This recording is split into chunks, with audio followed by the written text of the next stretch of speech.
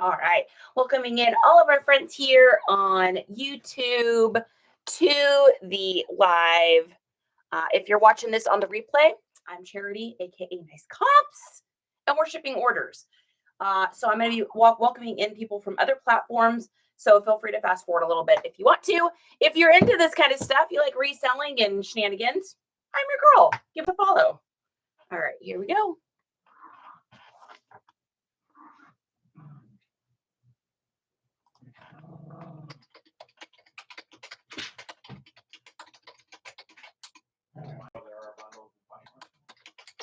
Yeah, I saw that. Thanks, baby. All right, let's see who's going to be our first person in on TikTok. You guys are probably already joining in, but I can't see you yet because that seems to be the way that it goes. Coastal is the first one in today. Welcome in and happy Monday. Oh, thanks, baby. Is that Poshmark there? I think there was another Poshmark bundle too that was like a bunch of anime stuff. Okay, perfect. Angie, what is good, you guys? Welcome. Happy Monday. How was everybody's weekend? I want to know one awesome thing that happened. Yeah, kind of coastal. You're the first one in for the day. What's something awesome that happened to you guys this weekend? What was your weekend like? Something awesome or something that you're like, maybe it's a little hard. Maybe it was a hard weekend. I don't know. Either way, I'm interested to hear. Lori, good morning. Happy Monday. Good morning. I sold $80 this weekend. Yeah, baby. That's what I'm talking about. Where did you sell it on, Coastal? Was it eBay or Posh or Mercari, Facebook? Where was your sale? Kayla, hello. Resell by Stephanie. Thrifty. Nice to see you. The Country Bam, Pop, eBay and Posh. Fantastic. Guys, I had a lot of Posh sales this weekend, which is extremely mysterious. However, I did do like a 10% off closet-wide situation. So I think maybe that had something to do with it. Got a ton of bundles. Had a campfire with the grands and Beetlejuice on the big screen outside. The new one or the original? Good to see you, Thrifty. I'm very happy to see you guys. Oh, I forgot to pin a goal today. That's okay. It's there if you're interested. User 2029, welcome in. Newbie Colby, welcome into you too. Cosmic. All right, guys, let's get started here. So like I said, if you have any questions, comments, thoughts, or ideas, feel free to ask. This is an open forum. We're going to be shipping eBay, Poshmark, Depop, and Mercari today. I don't think I have anything on Grailed today. You know, Grailed is a weird one for me. I really only sell like a couple things a month there. So it's definitely not something I ever depend on. I do always check though, because you never know. Good morning, Lil Pickles. DW is in the house today. Oh, thank you. This one, they both were the same SKU at Poshmark. Oh, okay. I think that is the right one. I'll just look. Meant to be, so. Okay, I'll look and make sure. Perfect. Thanks, baby. And I think all that's right. Holy cow, guys. We got a lot to do today. And I'm so not sure if that's the right picture or not. It's the only one. And oh. I know it's like it. Will you just open it and take a look? Because there's a couple of them. Well, you're going to need to do that for shipping anyway. Okay. Yeah, I'll just look at it. Okay. Sounds good, babe. Thank you, honey. Welcome in. Okay, guys, let's get started here. We're going to pop over to eBay first. eBay's been interesting. It's been like, I wouldn't say it's been super slow, but it's definitely been slower for me.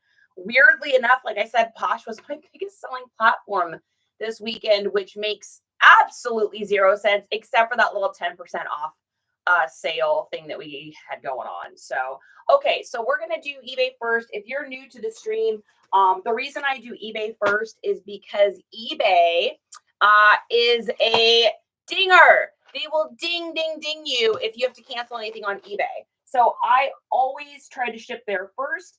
That way, if for any reason I have to cancel somewhere else, I don't, feel stressed or anything about it because I know eBay's taken care of. So let's do this. So how I ship my stuff, everything is in SKUs in my inventory room.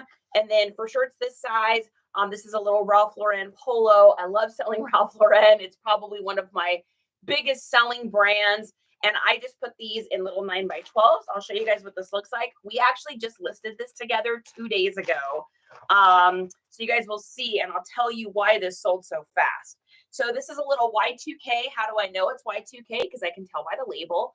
I pick these up at garage sales all the time. So they usually wind up being $1 is usually what I get them for. I will pay $2 if it is a larger size, like a 2XL, 3XL, something in there.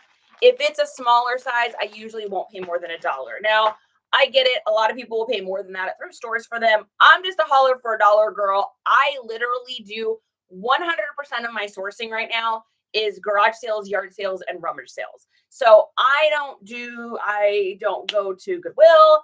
I don't go to thrift stores. Hardly ever, once in a literal blue moon. And I don't do the bins. I've never been to the bins or anything like that. So did you see the Posh announcement? They're going back to the OG structure. No, Thrifty, I knew that they were going to be announcing it today, but I hadn't seen if they had done that yet. So is Posh going back to the original, just like what it just was a few weeks ago? Are we going back to that one? Because that would be fantastic. That would be amazing. Auntie, I'm so happy to see you. Sweet Briar is here. Loves a Bargain is here. I would be huddled in a corner at the bins. Yeah, Aaron, I don't know how I'm going to do with it. I don't know how I'm going to do with it, guys. So I know at some point, maybe I'll have to go there. But like I said, I've had success with just garage sales, and I'm in Texas, so it's always warm here. I mean, there was community sales this weekend. I went to 38 garage sales this weekend. So, oh, thanks for the heart, Jen. So I'm not too crazy stressed about it yet. However, you know, there may come a day where I have to do that. And I guess my biggest concern with the bins is I'm just not like, I know I probably seem like an incredibly outgoing person, and I definitely am like chatty and talkative, but I always say I'm like an extrovert introvert. So when I get in settings where there's like a lot of people and stuff like that, like I get like a little scritchly. So I'm a little, I don't know what it's going to be like if I go ever. So anyway, yeah, so why did this sell so quick? You know, you're like, there's so many Ralph Lauren polo shirts for sale. It has to do with my keywords. And I'm making a promise to all of you. I have this on my schedule of things to do this week. I've got it on my Post-it note. This is absolutely happening this week.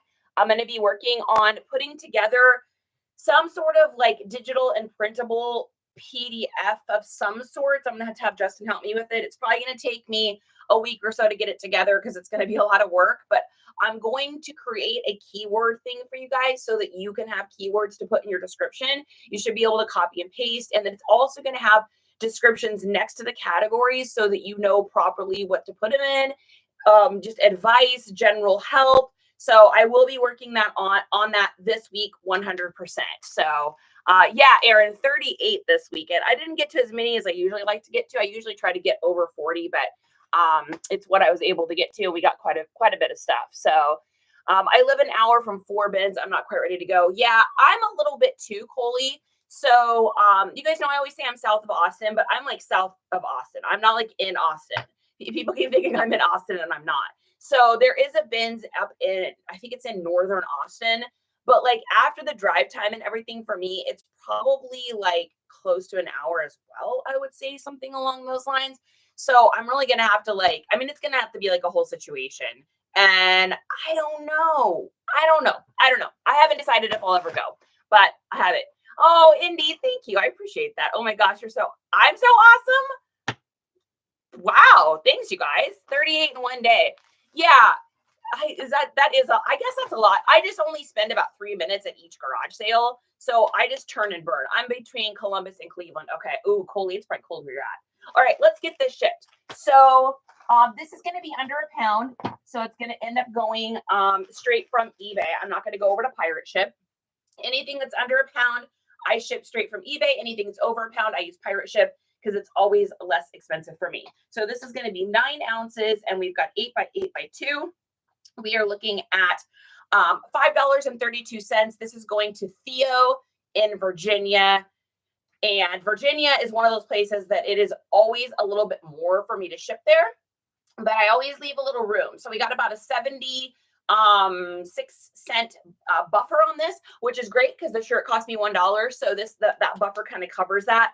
And then of course we got a little bit of eBay fees and everything. But after all is said and done, we will make about $14.50 on this, which, I mean, that's not a crazy amount of money, but all that adds up. So here's how this thing sold so quickly. So anything that has that like soccer or rugby look to it, in the description of the item, I'm just going to read you guys what I put in for the keywords here. And like I said, this is all going to go into my PDF, but I just want to give you an idea of what this is going to, what's going to be there, because you guys are probably curious. So on this one, we've got rugby, because it's got those stripes, football, FUTBOL, preppy, prep, vintage, VTG, classic, streetwear, street style, holiday, Christmas, Christmas party, classic, retro, hip hop, and frat. So those are all the things that are relevant right now. And this thing sold, this is a youth size too, guys. It's not like this is even like a men's. This sold in probably 32 hours from being listed, maybe 40 hours. And it really has to do with those keywords, because it's not like there wasn't a ton of these for sale. So this was a youth XL20, which also classifies as a men's extra small. You do need to look at the measurements though. So the measurements on this did fit into my category of men's small clothing. This is what I do for all of my clothing stuff as well. You guys have probably seen this before, but I went onto this site. This is just a site that sells blank t-shirts. It's called Shelfies, and SHELFIES. And they have all of these pictures of different kinds of clothing and the measurements on it. And so a lot of times what I'll do is, if I've got a youth item for sale, I will look to see if it would fit in with a men's extra small. And if it will, I will make sure I list it as a youth, but I'll put men's extra small down in the descriptions. All right, we're going to print this out, and then we're going to see what we get. Sharon, thank you so much for the new follow. Sugar, good to see you. Hey, Sugar, I saw that makeup thing you were doing the other day. That was really cool. Super cool. Tina in Paris, Ontario. Hello. Good morning, you guys. Busy Mom is here. That is in the description, not the title. Yes, Indy. In the title, I did have rugby, and I did have football, FUTBOL. And I was going back and forth between doing prep or preppy, or doing rugby and football. Here's how I decide which ones I want to use. I ask myself which ones are a little bit more unique, where there isn't going to be as many of them up. And not as many people are going to put rugby and FUTBOL up in their title. So I chose that versus preppy or prep, which is what I usually do for the polos. And I think that probably really helps too. So yeah, so I made about 15 bucks on that one there. Okay, let's see what we've got next here. Next thing we have on eBay is, drum roll please, we've got a pair of Adidas track pants. So I saw these at a garage sale. I think I got these for 50 cents, you guys, and I knew exactly what they were. So Adidas stuff, newer Adidas stuff, I don't really sell. Good morning, Caesary. I'm happy to see you. I want to, Shelby says store doesn't exist anymore. Oh no, really? Woo! I lucked out getting those screenshots of those. Then I may have to maybe, I can't include those in the PDF though, because technically that'd be like a copyrighted thing, but that's interesting. Can you repeat the keywords? Yeah, Ty, it was preppy, prep, vintage, rugby, football, holiday, classic, Christmas party. I think that's the ones we had in there. Okay, when someone is searching keywords and description, it shows as well. Yeah, so what's really cool about most of these sites is the SEO metrics pull from 3 different places. It pulls from the title, it pulls from the description, and it pulls from your specifications. So on eBay, how you put this, on your item specifics, you put all that info in there. So it pulls out of there, pulls out of the title, and pulls on the description. On Depop, it pulls from the description, the hashtags, and because you can use 8 hashtags on Depop, it pulls from that. And then it pulls from the original title you put in there, but you don't actually see the title. On Grailed, it pulls from the description and the measurements. On Poshmark, it pulls from the description and the original item title, as well as the 3 hashtags you have in there. So all these websites pull from different places. So for me, I just make sure I get all my stuff everywhere. And that way the SEOs just have a way higher chance of finding me. I thought only title where it's populated. Yeah, no, pretty crazy, right? It's always fun to learn new things. So Adidas, let's talk about Adidas. If it's newer Adidas stuff, as in like 2015 or earlier, I don't buy it unless it's like a really rare thing, or it's like maybe a Jordan thing or something that's like where they've done a collab. Like, let's see what else. I've bought sports hats. So sports hats once in a while we'll do like the Lakers will team up with Adidas. They don't really as much anymore, but every once in a while you'll find those collab things. Not Jordan because that's Nike, but sports teams you'll find. So there are exceptions, but usually new Adidas stuff. If you see brands starting to sell like in Wally World or Target, it pretty much tells you that you're probably done with that item. But these are 2010. So a couple different reasons why I got these. Number one, they're a 2010, which is great because that's like a Y2K, right? Number two, the size. These have a very large size, which all loose and baggy clothing is really popular right now. And then number three is it has a light flare on the bottom, which is also super popular. So I knew these were going to sell. I had no doubts in my mind. So let's see. We sold these, like I said, I either got these for 50 cents or $1. You know, I usually say $1, but a lot of times it's less than $1 because usually what I'll do is at the end, I'll do a let's make a deal kind of situation. I'm assuming these are going to be over £1 here. Let's take a look. Yeah. So we're going to get a label. We're going to go over to pirate ship so we can be pirates this morning. So my title on this was 2010. I do the date first on all my listings if I can find the date. I know a lot of people don't do that, but I do. So 2010 Adidas track pants, wide leg, baggy joggers, maroon, men's large, retro gym loose. So why am I doing it like that? I got the date. I got the brand. I've got what is it and why is it relevant right now? I've got the color. I've got the size.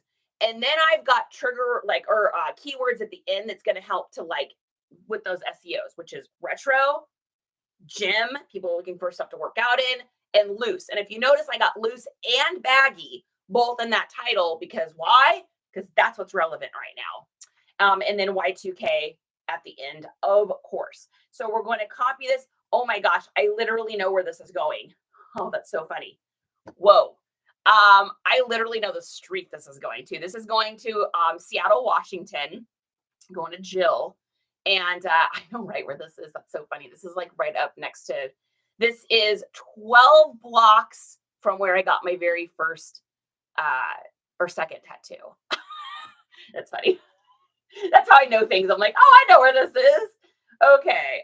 Second tattoo. The first one I ever got was in Tacoma. That one got covered up. Okay. So we're going to paste that in. Now on Pirate Ship, I want to encourage you guys, if you're using Pirate Ship, look when you paste the address and make sure the whole thing goes in. I've had a little bit of issues here and there with Pirate Ship, like transposing some of the stuff. So just give it a second look.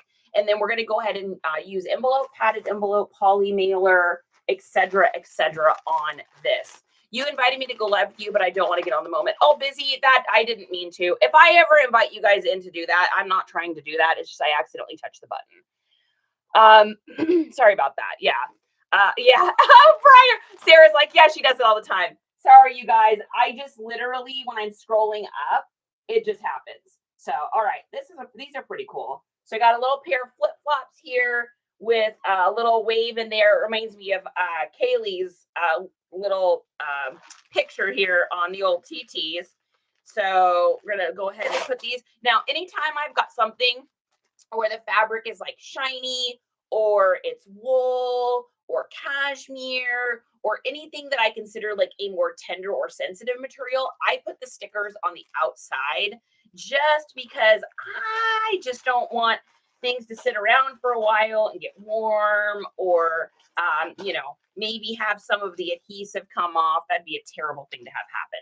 And then we're going to make these as small as we can, of course. so that we can save on shipping. So our length on that is going to be 9 by 6. And then our weight is 1, 2, and then let's take a look at what our shipping. So this is about as expensive as shipping as you can get from where I'm at. Going up to Seattle is always a little bit much. So we got $7.21 for shipping. And then let's get this printed out and we'll see, excuse me, what they ended up paying. We'll get this printed out. 3,000 likes. Holy smokes. Whoa.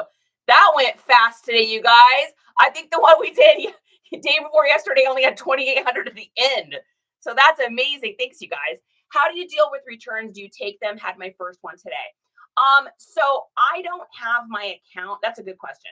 I don't have my account set up to take returns. I don't accept returns at this time. If I had the kind of account where a lot of people ship every single day, and so if you're going to ship every day, you might as well have like that top eBay account, because if you get discounts or whatever. Here's my thing though, like I don't really want to deal with it. So if you want the honest truth, that's why I don't do it.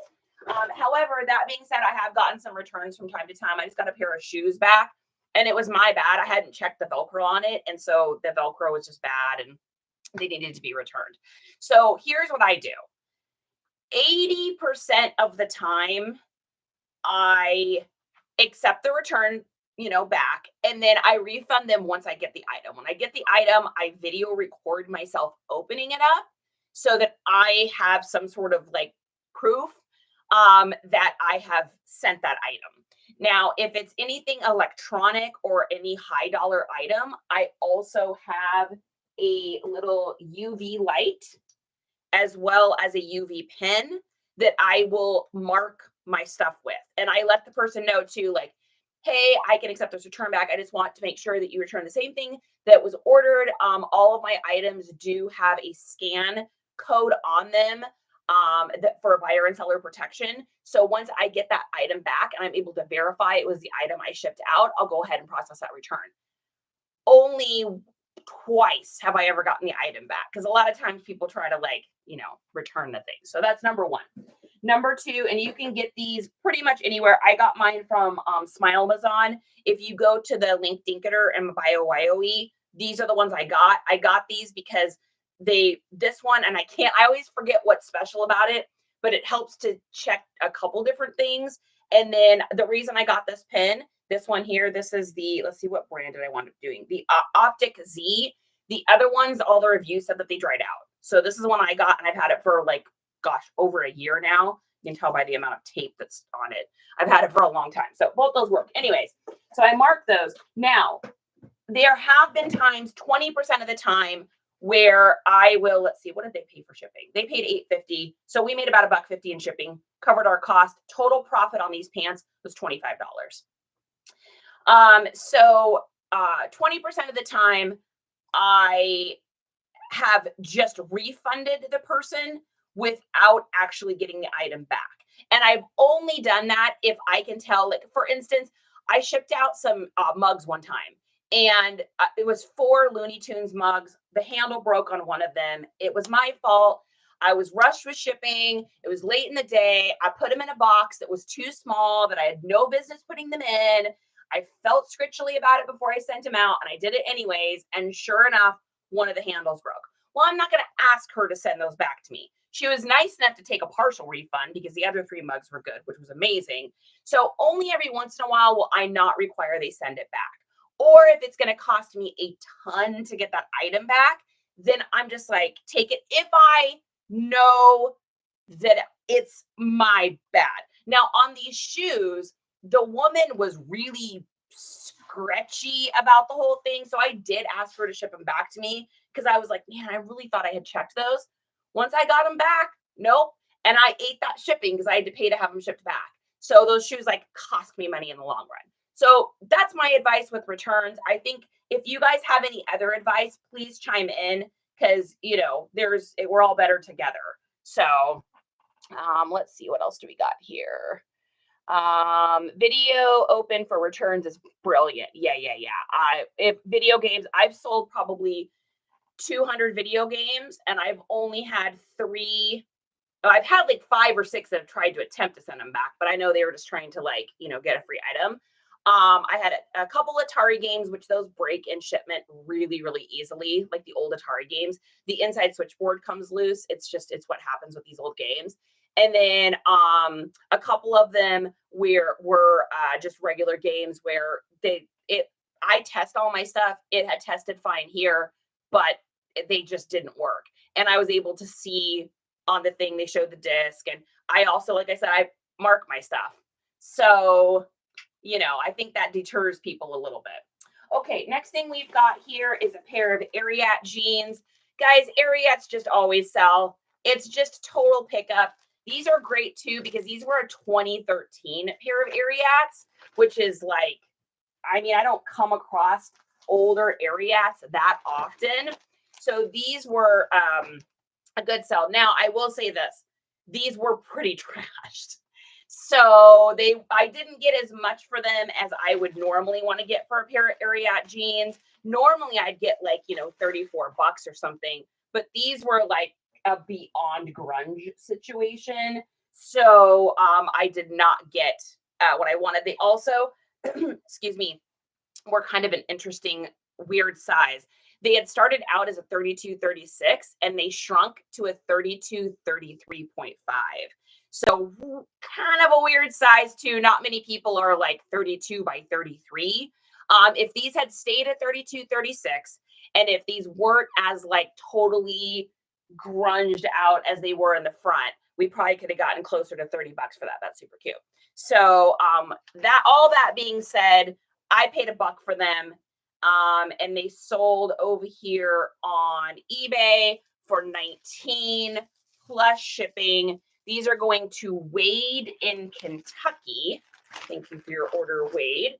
And because they are over a pound, we're going to go ahead and pop them over to Pirate Ship and see what we got over there. If I miss anything, guys, feel free to ask again. Nothing wrong with that, right? Let's see. We're going to paste that there. And we're double checking that address. Like I said, I really feel like I need to reiterate to you guys to do that. I have had 2 packages that I had to eat it on because Pirate Ship when I copy pasted it in, it was like not good. Okay, so those are 11 by 9 and they are 111. Let's take a look and see what we got. Good morning, Take Me Romy. I have some Ariat jeans and boots in my pile. Oh, me too, Coley. Guys, I washed 40 hats yesterday. I scrubbed like 23 shirts, fixed a pearl snap, sewed on 6 buttons, fixed 2 holes in the front of a hoodie, fixed an undercollar of a 1980s made in the USA Polo Ralph Lauren, washed 6 pairs of shoes, bleached an entire load of stuff, washed a bunch of crochet pillow covers. My hands today are like, girl, what did you do? But I just had this to-do pile in my hallway here that's been sitting there for so long that I was starting to trip on it going over to our inventory room. So it was like yesterday, I just looked at it and I did this. Like, do you guys ever do this? I went in the hallway and I stuck my hands in my pockets and I just looked at it and I was like, all right, fine, I'll do it. Like, I just knew I had to do it. So I did it, but I was up until like, I don't even know, like 11:30 was the last load of laundry I changed out. And then I get up at like 6:30 in the morning. So holy smokes. Needless to say, all that being said and done, we're drinking a lot of coffee today, kids. A lot of coffee. Romy, you're amazing. Oh, I appreciate the compliment. I wasn't feeling very amazing yesterday. I was like, Charity, why did you get all these filthy, disgusting hats? Why are you sewing buttons on this stuff? Who cares if there's a stain on it? Let it go. This hoodie here, I probably have washed 6 times. Like, it's a $70 or $80 hoodie. So it's fine, but it's just like, what are you doing? Why are you scrubbing? Like, I had a table in the living room set up with a whole bleach little station. I was watching Law and Order. I don't know. I mean, I did throw probably 10 of the items that were in that pile away. Just too big of holes, not good enough comps, buttons just missing everywhere that weren't worth a resew. It's stuff that I probably picked up at garage sales and not really paying attention. But, you know, here's the thing I'll say, because my cost of goods is so low because I'm just paying $1 places, like I'm inspecting, but I'm not trying to get like super crazy. It's not like if I was getting it from like a thrift store or something like that, it would be a totally different situation, right? Because I'd be paying, you know, $5 or $6 or something like that. But I'm not, I'm just buying it for $1. So it's like, if I gotta throw $10 of stuff away, that I've collected over the last 4 months, because this is like 4 or 5 months of a pile. This is like all summer long's to-do list. Good gravy. Salvi, did you hear it? Man, they have been squeaking since 11 o'clock today. Like, which it's 11 or since 10 o'clock, 9:30. 9:30. That's right. Because Justin was like, it's not time. He's like, 2.5 hours. So they squeaked all the way through. You probably just heard it. I don't know. He might be feeding them now because it's just crazy. Can you please mod me so I can pin a question? Tenacious, just go ahead and ask it and I'll see it here. I never remember how to do that. I managed to get a big pile my first 2 weeks of sorting. Nice. You're inspiring me. Don't let it inspire. I mean, yes, let it inspire you, but I'm telling you guys, it was the procrastination pile is what it was. 6,000 likes. Oh my gosh, you guys. Coffee always on top. Kyla, this is Kyla. She works with Justin. Oh yeah, he's in there at that Pelican. So when I post on eBay and it asks for shipping, I put ground. So after they pay for it, yeah, you can do whatever you want. Busy. Yeah, you don't have to. The only time that it would be bad is if you put that you were going to mail it priority and then you did like the longer shipping. But I always do the slowest shipping possible. And then that way, when they get it faster, because they probably are going to get UPS SurePost or who knows, then they're happy. We ever lost an item you sold? I can't find a pair of shoes. Paisley, so many times. Not as much anymore. I've got Justin in charge of inventory because this girl has no business being in charge of it. And so my like A to the D to the H to the D brain just sets things down everywhere. I can't find the strap for my glasses so that I don't lose my glasses. And I've lost my glasses like 8 times in the last 2 days. So the answer is yes. I've only had to cancel a few though. And I kind of have done it a little bit of a sneaky way.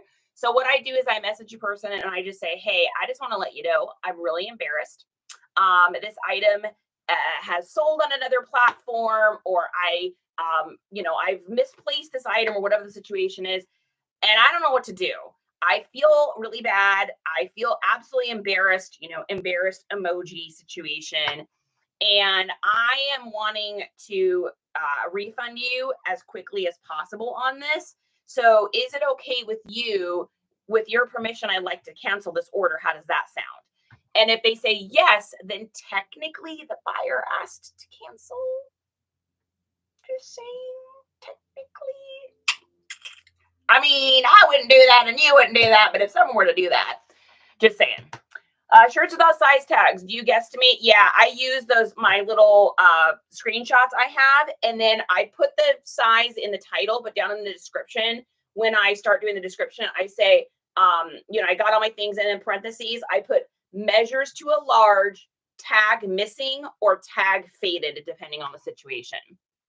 What do you use the pen and light on everything? No, Ty, just things that I think people are going to try to like switch out on me. So like I use it on like Nikes or, shoes, really expensive ones. I do that. Anything electronic, 100%. Just kind of anything that I think they may try to open and switch out. So if it's a new with tags item and it has the flap that goes over, what I do is I put my initials over the seam. So like here, I'll just show you. So let's say that this was an item, right? And it was folded down like this and it was sealed. I would do my initials here in a certain way. And then that way, if they open it and try to reseal it, it's never going to go back the same. and I take a little video recording. I use this little guy here, which I did, you guys. I know I had like 8 people ask me about this. I finally put this, the one that I got that I like, on my TikTok bio. So you can go into the little TikTok shoppy thing and find it. So what I do is I put the little guy on, and then I just do, and I like this one because it's magnetic, but it also moves. The other one I had looked at, this thing didn't move, and it was really annoying.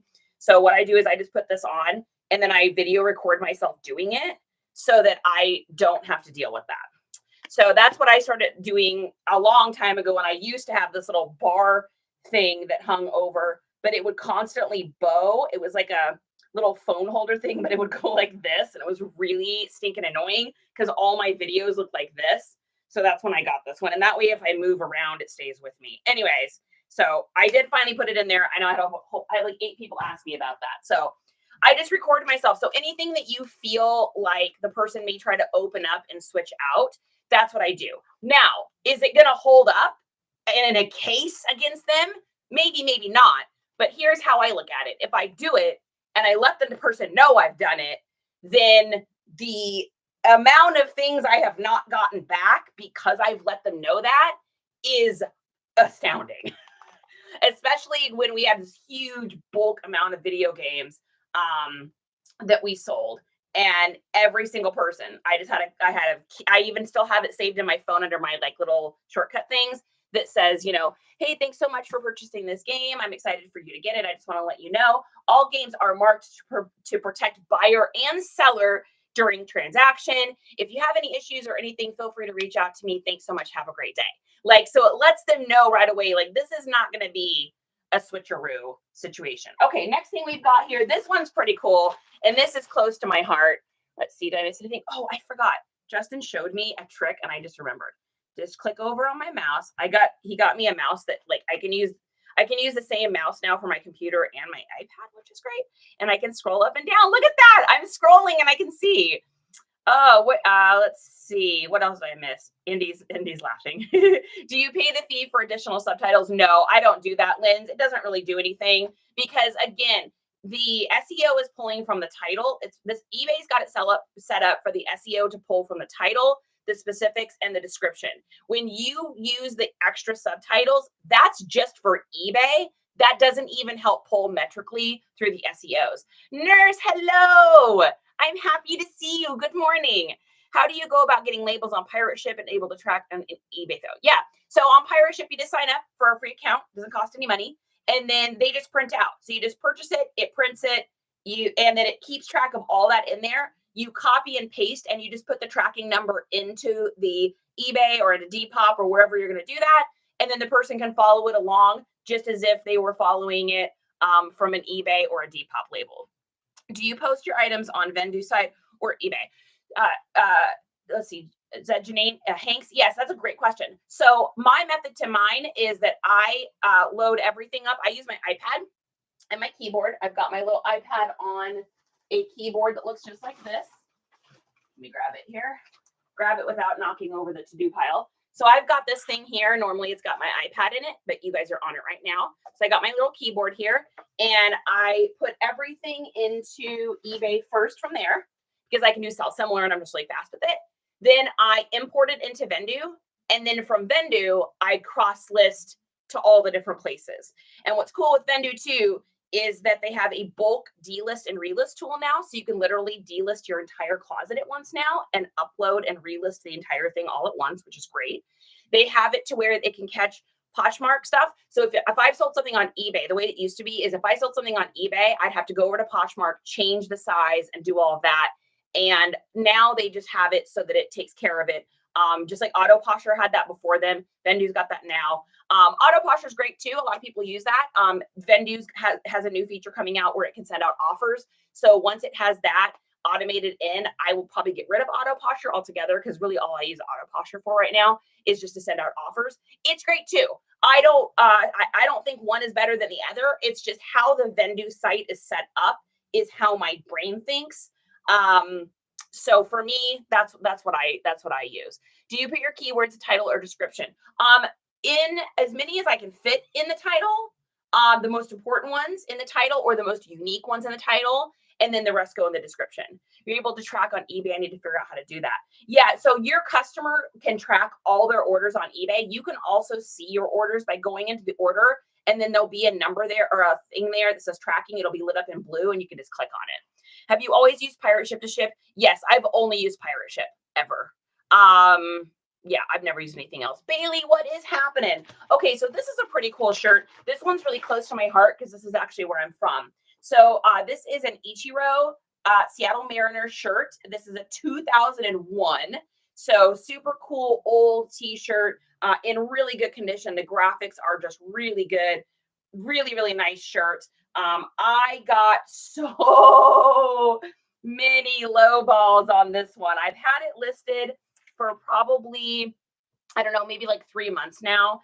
And I have probably gotten 40 offers on this.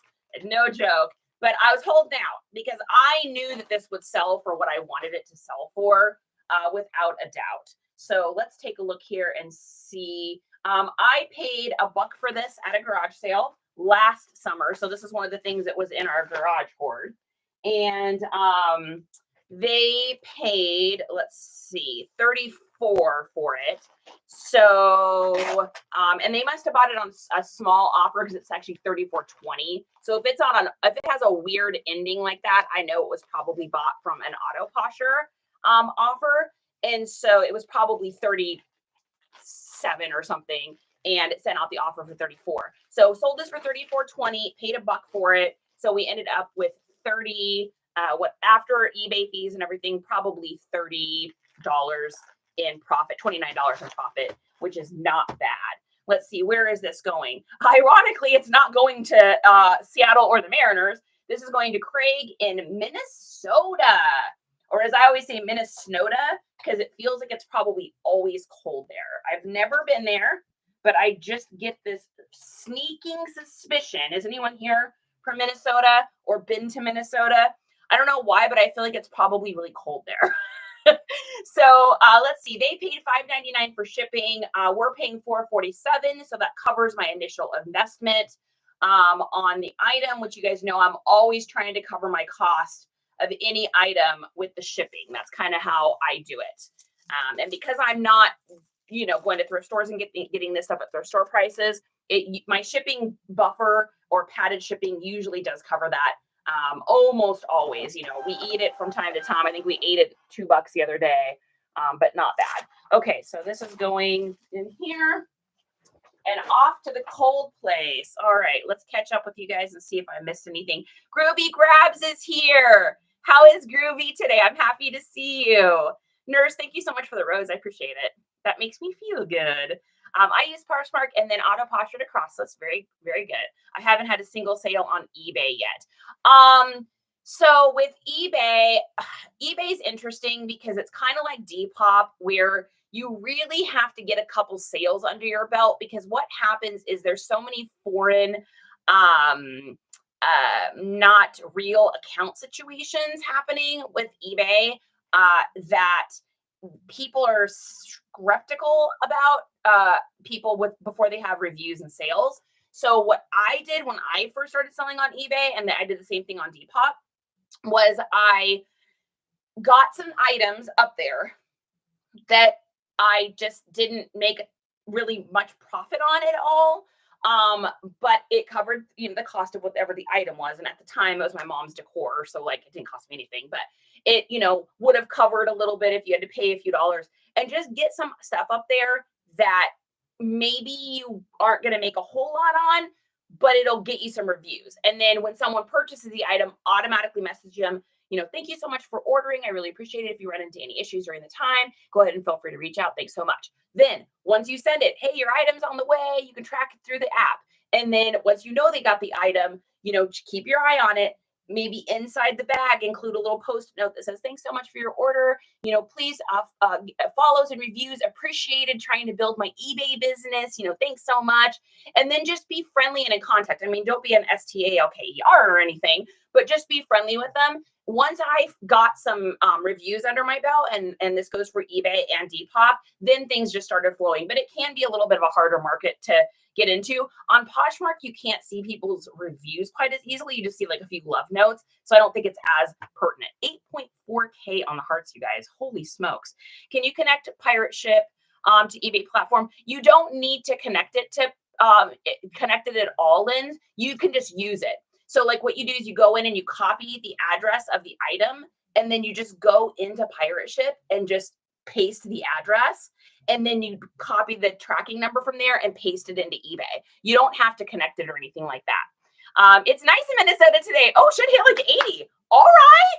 Goody gun drops. I like that. That's much better than like what? It gets like, doesn't it get like negative temperatures there or something? Holy smokes.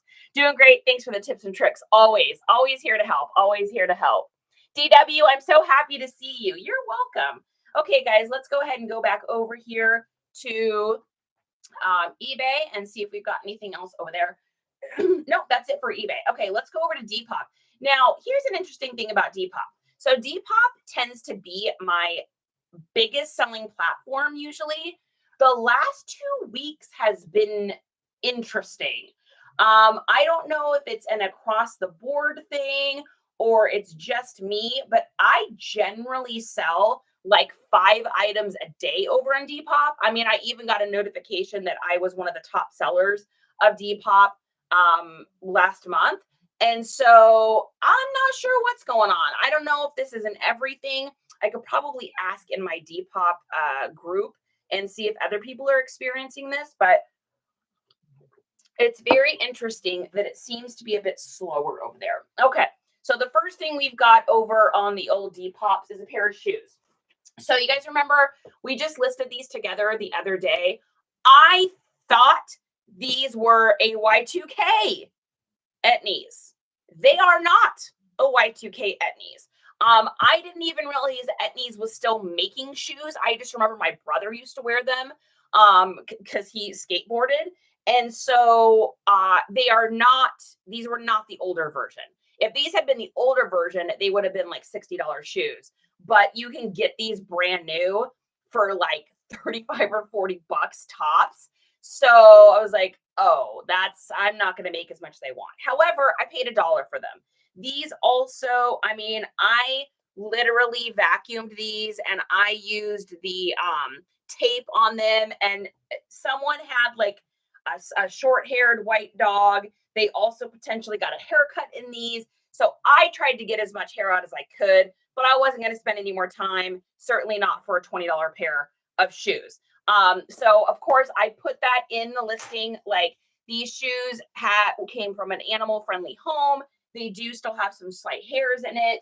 And I got out as many as I could, but there is some still there. And then I always write in the description, I'll say already knocked a few dollars off the price or already discounted the price. And the reason I do that is because if you don't put that and you put like that there's a flaw or you have a little disclaimer or something like that, and you don't write that in your description, then you're going to get an offer and it's going to say, well, since it's got these flaws, can you mark it down? And you're like, oh, well, I already did. And they're like, oh, okay, yeah, right, whatever.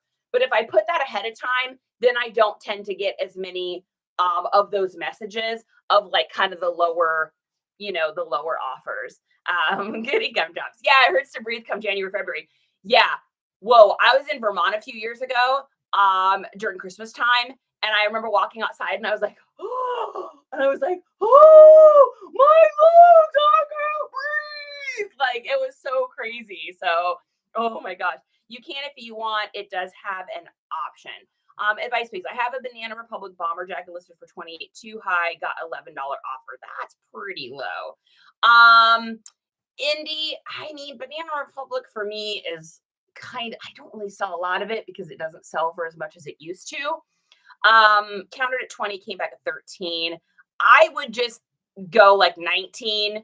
And then a lot of times what I'll do, depending on the platform, if it's Poshmark, you can't really say anything. But on the other platforms, I always just say, hey, this is the lowest I can go. I hope this works for you. Unless you didn't pay anything for it and you feel like you're still making profit. But if you're not making profit, and then you're better off holding out for it and maybe putting some additional keywords, delisting, relisting, and so on and so forth. 10K likes, 11. Whoa, you guys, we're cooking today. What is going on? That's great too, because did you guys notice how the viewership just went up by like 10 people? That's because TT has got a 10K cap. So when you hit that, it will push it back out again. So you can get more people in, which is really cool. Thanks you guys for doing that. I appreciate that. All right. So we're going to do these shoes. Now you guys know I do all of my shoes in foam. I got this foam free. I wouldn't suggest using this unless you can get it for free because it can be expensive. And what I'm going to do is I'm going to wrap these up in this. Now, when it comes to shoes, I have like a rule.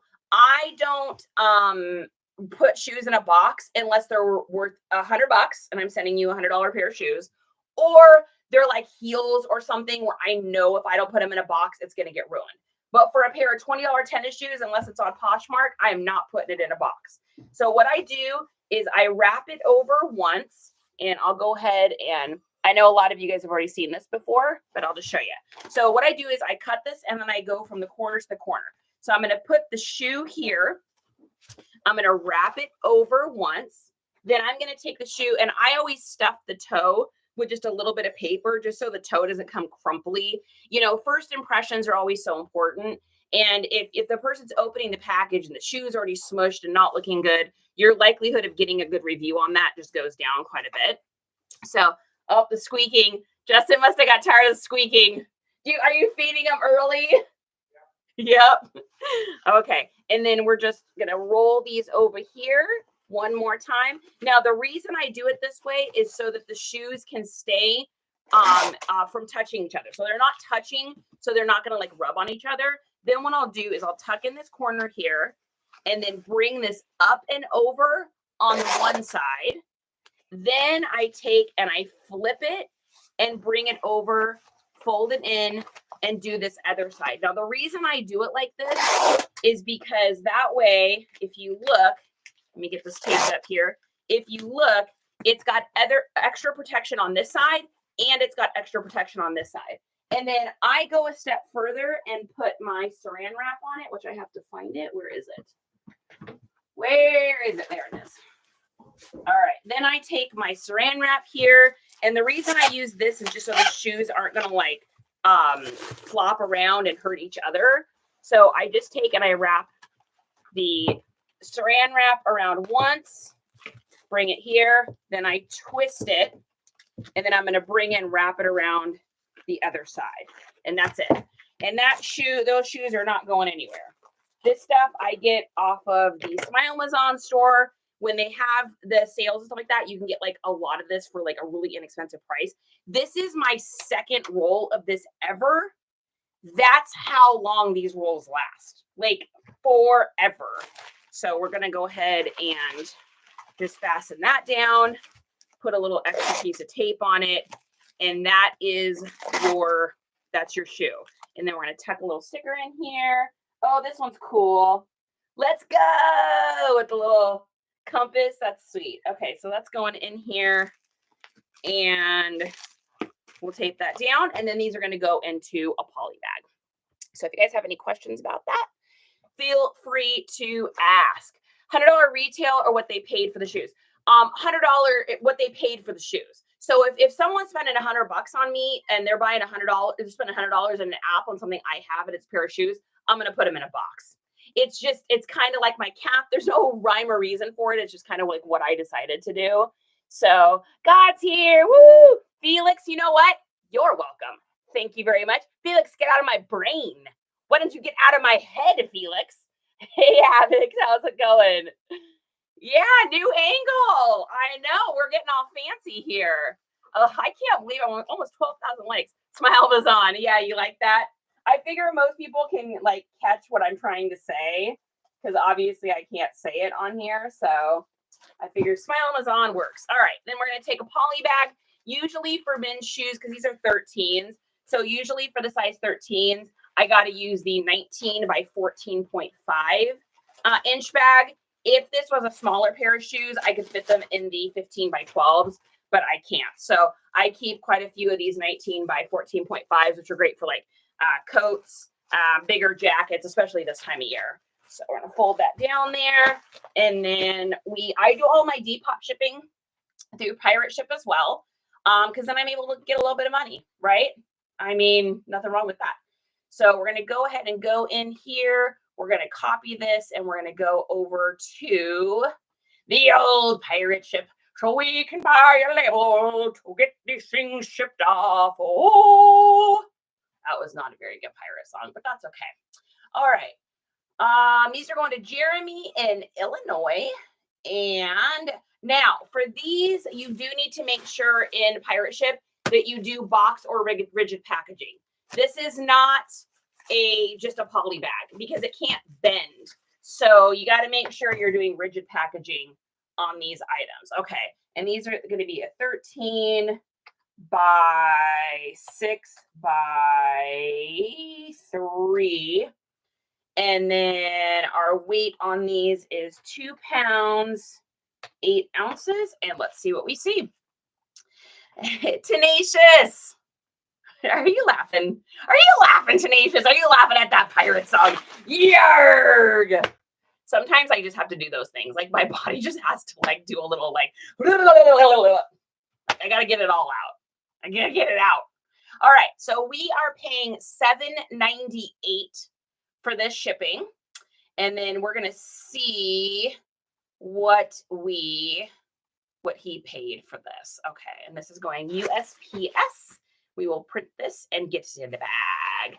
Hey, yo, Tino. Tino, how appropriate. I'm shipping shoes. If you guys aren't following Tino, you need to follow Tino. Tino is like the king of the shoe situation. Thank you. A little no effects situation today. All right. These are going into our USPS bag. Gonna be busy at post office today. All right. So let's see. We paid what did we say? We paid $7.95 for the shipping on that. And he paid $9.80. So we covered our original investment and we covered our depop payment fee for a total profit of $20. So not too shabby for a pair of shoes. Now, here's what I will say. I probably spent more time on those than I would like. I probably spent like 10 or 15 minutes cleaning those, which is like way longer than I ever do on a pair of shoes. But when I bought them, I didn't realize that they were that hairy inside. I also didn't realize that they weren't a Y2K pair until after I was done cleaning them. And I went to actually look them up and I was like, whoa, wait a second. Those are like still for sale. So I got a little bamboozled on that one, but that's okay. I mean, 10 minutes, 15 minutes of work for $20. I guess that's not bad. However, you guys know me. I use my little electric brush to clean. I like things to be fast. I mean, I could not have gotten through 40 hats and all those clothing and all that cleaning yesterday if I didn't like hammer stuff out, because time is money, money is time. Okay. What else do we got over there? All right. Next thing we've got over on Depop is this. I just listed this too. So do you guys remember we just talked about this? Some of you, Coley, I think you were in that one. The Bugle Boy company shirt that's got the collar. Found out what these collars are called. So I always just thought that they were called collarless collars, which they are. However, they also are called, let's see, it's not showing me here because now it won't open up, but let's take a look here. I want to look here because it is a really interesting name. So this was a 1990s shirt. So they're called collarless, but they are also called, drum roll please. Oh, you know what? You know what would be great is if I put on my glasses because then I can see. It's so crazy. I know. Granddad shirts. So they're actually called, these collars are called granddad shirts or collarless band shirts, which is interesting. I just had never heard of that. And I was like, granddad. I was like, is that like a granddad core? No, they're literally just called granddad shirts. So I was like, okay. So we put that in there. That's probably why this sold so fast. So I got this thing for $1 at a garage sale a couple weekends ago, and it sold for $16.50 over on the pop that is the Depop. Oh, thanks, Tino. Thank you so much for sharing this live too. I really appreciate it. You just sensed it. Yeah. You sensed it. Blade collar, mandolin collar. I saw that too. I saw that one. Blade collar I hadn't seen. That's interesting. Blended Oasis. What is happening? Blended. I'm happy to see you in here. All right, so they're getting a Monstera leaf, which is just kind of cool in like a weird way. Reminds me of all my plants that I have managed to completely destroy. And I have learned I don't have a green thumb. So that's fun. We're always learning, always stretching, always growing and learning things about ourselves. I want to have a house full of beautiful plants, and beautiful plants do not want to have a house full and live with me. I either give them too much attention or not enough. So they definitely yeah, they're not in love with me right now. We'll just say that. Okay, so we're gonna go over to Pirate Ship. They paid $6.99 for shipping. We both know it's not going to be $6.99. The shipping should cover our costs here. Let's take a look and see. Checking the address twice. We're making a list. Checking it twice. Gonna make sure Pirate Ship writes it right so they can get their package delivered quickly. All right, so 8 by 8, and it is 0 pounds and 11 ounces. 8 by 8 by 11. What do we got? What's in the bag? So they're paying $5.31. So we made about $1.70 on that, $1.60 something, and that covers our original cost. And then that's also going to cover part of that depop fee. So all is said and done, we should make about, I don't remember what we said I sold it for. I'm going to have to look, or I'm just going to be making it up. I'm going to be pretending. All right, let's take a look here. Oh, got to get the little piece in. Come on, it'll get in there. Get in there. Perfect. We did it. We did it, kids. All right, this is going UPS. So for a total profit of, drumroll, please, keys, $15, about $15.40. So not bad at all for a very easy to list item. I didn't have to wash it. I didn't have to scrub it. And I got to learn something new, granddad shirts. And I did see that, that other color, but I hadn't seen that blade color. That's interesting. I always like when I learn the new terms. So that's it on Depop, which is really weird for me because you guys know we usually sell a lot more on Depop, but that's okay. All right, let's see. Did we have any Mercaris today? I feel like we had one. And then we have a whole bunch of Poshmark, like the most I've shipped on Poshmark, which is really ridiculous. Okay. So this one, we just listened to this together too. If you guys remember this one, this is that Dutch Brothers coffee jacket, super unique. It's got like the actual Dutch Brothers logo and everything on it. It's got like a pull cinch hood on the back. It's just a little like windbreaker rain jacket. This is the exact time of year for this to sell. And I'll tell you why it's sold, because I will tell you what I used for some of the keywords on this. So the title was Dutch Bros Coffee Dutchwear, because that was the name of the shirt jacket. Full zip hooded tan windbreaker jacket, size XL, and then rain at the end. The keywords for this were coffee, tea, gorp, gorpcore, outdoor, running, walking, hiking, American, tea, coffee shop, cafe, latte, and merchandise. So I just kind of went with like the most popular drink at a coffee shop, which is a latte. Of course, cafe, merchandise, because people are always looking for merch or merchandise for stores.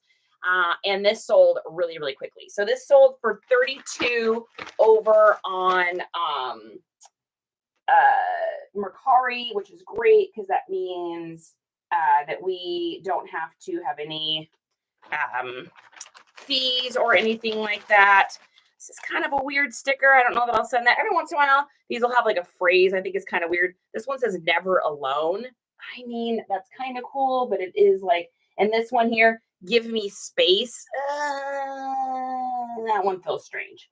So sometimes every once in a while, however, this is the perfect one for that because it's a tea thing for a coffee tea place. So that's perfect. All right. Gorp. Yeah, Gorp. So Gorp is like outdoor utility wear. So like Gore-Tex, basically anything that you are going to use for a purpose outdoors. So like hunting stuff, fishing stuff, camping stuff, lumberjack clothes, rain stuff for outdoor stuff for like what am I trying to say? Wind, rain.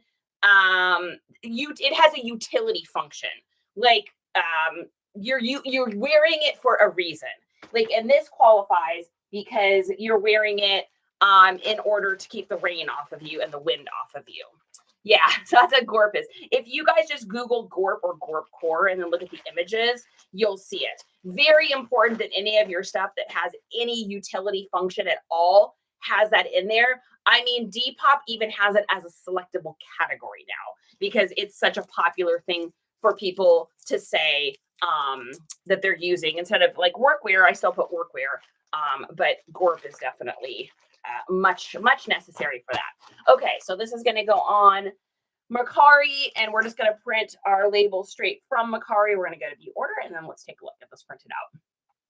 Open label and print. Fetty is here. I saw that Posh went to the original fees. That is the word, Groovy. I just found out about it on here. I knew that they were going to be doing something, but I didn't know they were going to go like, I mean, here's how I know this went down. Because you guys know I used to be in like sales and marketing, and I did that for quite a few years. So I already thought that it was really weird and suspicious that they had did this, that they made those changes in fourth quarter. And here's what I think happened. So the Poshmark got bought out by another country a few years ago, maybe a year and a half ago. And when that happens, of course, you're getting a new board and you've got quotants to meet. And so you have to be able to fiscally meet a certain return on your investments at different quarters of the year. And then you also, if you don't hit those metrics, you either have to immediately put into place to change it, or you have to change it come beginning of the year. So you'll see a lot of companies make changes like in February, March, kind of in that, you know, Christmas is done, all that's done. People are getting tax returns and stuff like that start to come into effect. And so they change things then because people have money to spend and doesn't hit you in the pocketbook because you're not at a holiday time. When I saw them change this fourth quarter, I automatically knew it was for some sort of fiscal reason. So what probably happened was the board probably came to them and said, this probably happened back in like April, March, and said, all right, if you guys don't metrically meet, if Poshmark doesn't meet, not you guys, but like the corporation, if it doesn't metrically meet this, you know, this return on investment at this point, then we're going to have to implement a new structure in. And so they probably thought, oh, well, maybe we'll do it next year. And then when they got to that cutoff date, which was probably like sometime in August, beginning of September, they saw that and it forced the hand in order for this drastic change to be met. And that's why there wasn't any build up to it. That's why there wasn't a chatter in the community. It just literally happened overnight. And so I think that that's probably what happened. Normally a company, like I have never seen a company make that much of a change in this quarter of any year, ever, in any company I've ever helped launch or build or work for. Usually companies are giving it away this time of year because they know that you're going to be buying anyways, and they want to encourage you to buy from them and not someone else. So they must have seen a dip beyond all dips they've ever seen, and people leaving the platform or whatever happened to be able to force the hand of the board to say, okay, well, we'll metrically go back. Now, do I think it's going to stay here? I would be surprised. So I predict come like February, March, April, we may get something that says, you know, hey, we came back to our old ways and we're thankful for the community. Thank you so much for helping out. And, you know, we are ever expanding and growing, and they're going to tell you that they're going to give you all this great stuff. So we are going to be creating some new tiers. There's going to be something that has to happen. Because remember, they still have to meet a certain amount of sales within a quote in time in order to be able to stay in the same model. So I don't know. We'll see. We'll see if I'm right on that. Okay, so this is going to Colorado Springs. Yay. Colorado. I saw a lot of Gorp Cord Colorado. Colorado, Gorp Cord chapstick. If you're from Colorado, you know exactly what I'm talking about. Okay, so let's go over to Poshmark. This is our biggest selling platform, which makes no sense. The only reason I think it probably is because I did the 10% off my entire store to kind of make up for the fees. And then I also am an ambassador too. And so all my people are getting like discount shipping and stuff like that. So I think that's probably what's going on. All right, let's get this going here because we have a very gigantic amount of Poshmark today. All right, what do we got? As of October 24th, they're going back to the old 20%. Yeah. Oh, I'm glad you're learning stuff, Hilla. Fantastic. Hey, that's how we learn. We're all better together for sure. They got rid of the Posh Beta Pass shipping discount for ambassadors. Okay. Interesting. Yeah. Yeah, we'll see what happens. So fortunately for me, Posh was never like something I depended on a ton, but I'm really thankful right now because my eBay and my Depop were both slower. So I'm definitely thankful for Posh in this moment for sure. Okay, first thing we've got here, it was a $1 pickup at a garage sale, $637. Where are you? 637. Hey, honey, I think I'm missing an item. Unless you brought me another bag. 637. Yeah. Hey, Just. Yeah. I'm missing an item. From Posh. 637. What? I don't know. It might be. We might have just sold this. Is today the 21st? Mm-hmm. Oh yeah, it probably just sold. So number 637. Go back. Where do you want me to go? Just back. Mm-hmm. Yeah, that's right. But yeah, it's brand new. Okay, so 637. All right, so we'll start with this one then. So, excuse me, 903. 903, where are you? All right, okay. So this is a pair. Now, this is not something I pick up very often. In fact, I don't pick these up anymore at all. Yeah, thanks, man. I don't pick these up at all anymore. This was from our garage hoard. No, these are an old pair of my pants. These are an old pair of my pants. So I cleaned out my closet like when we first moved here last year. So they've been sitting in a garage outside.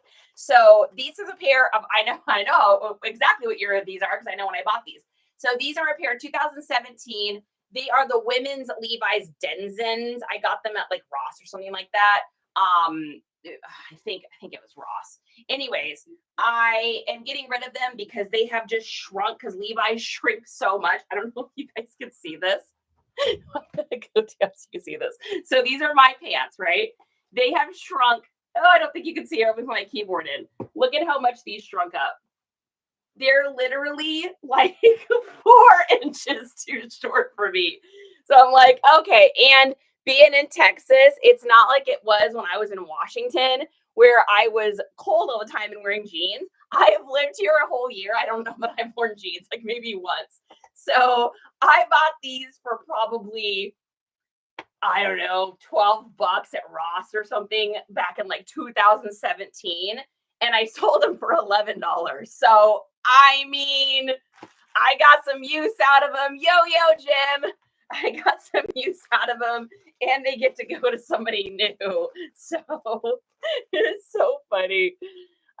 Yeah, Sarah, is it lagging for anybody else? Random, are you like my headband today? I felt like wearing a headband today.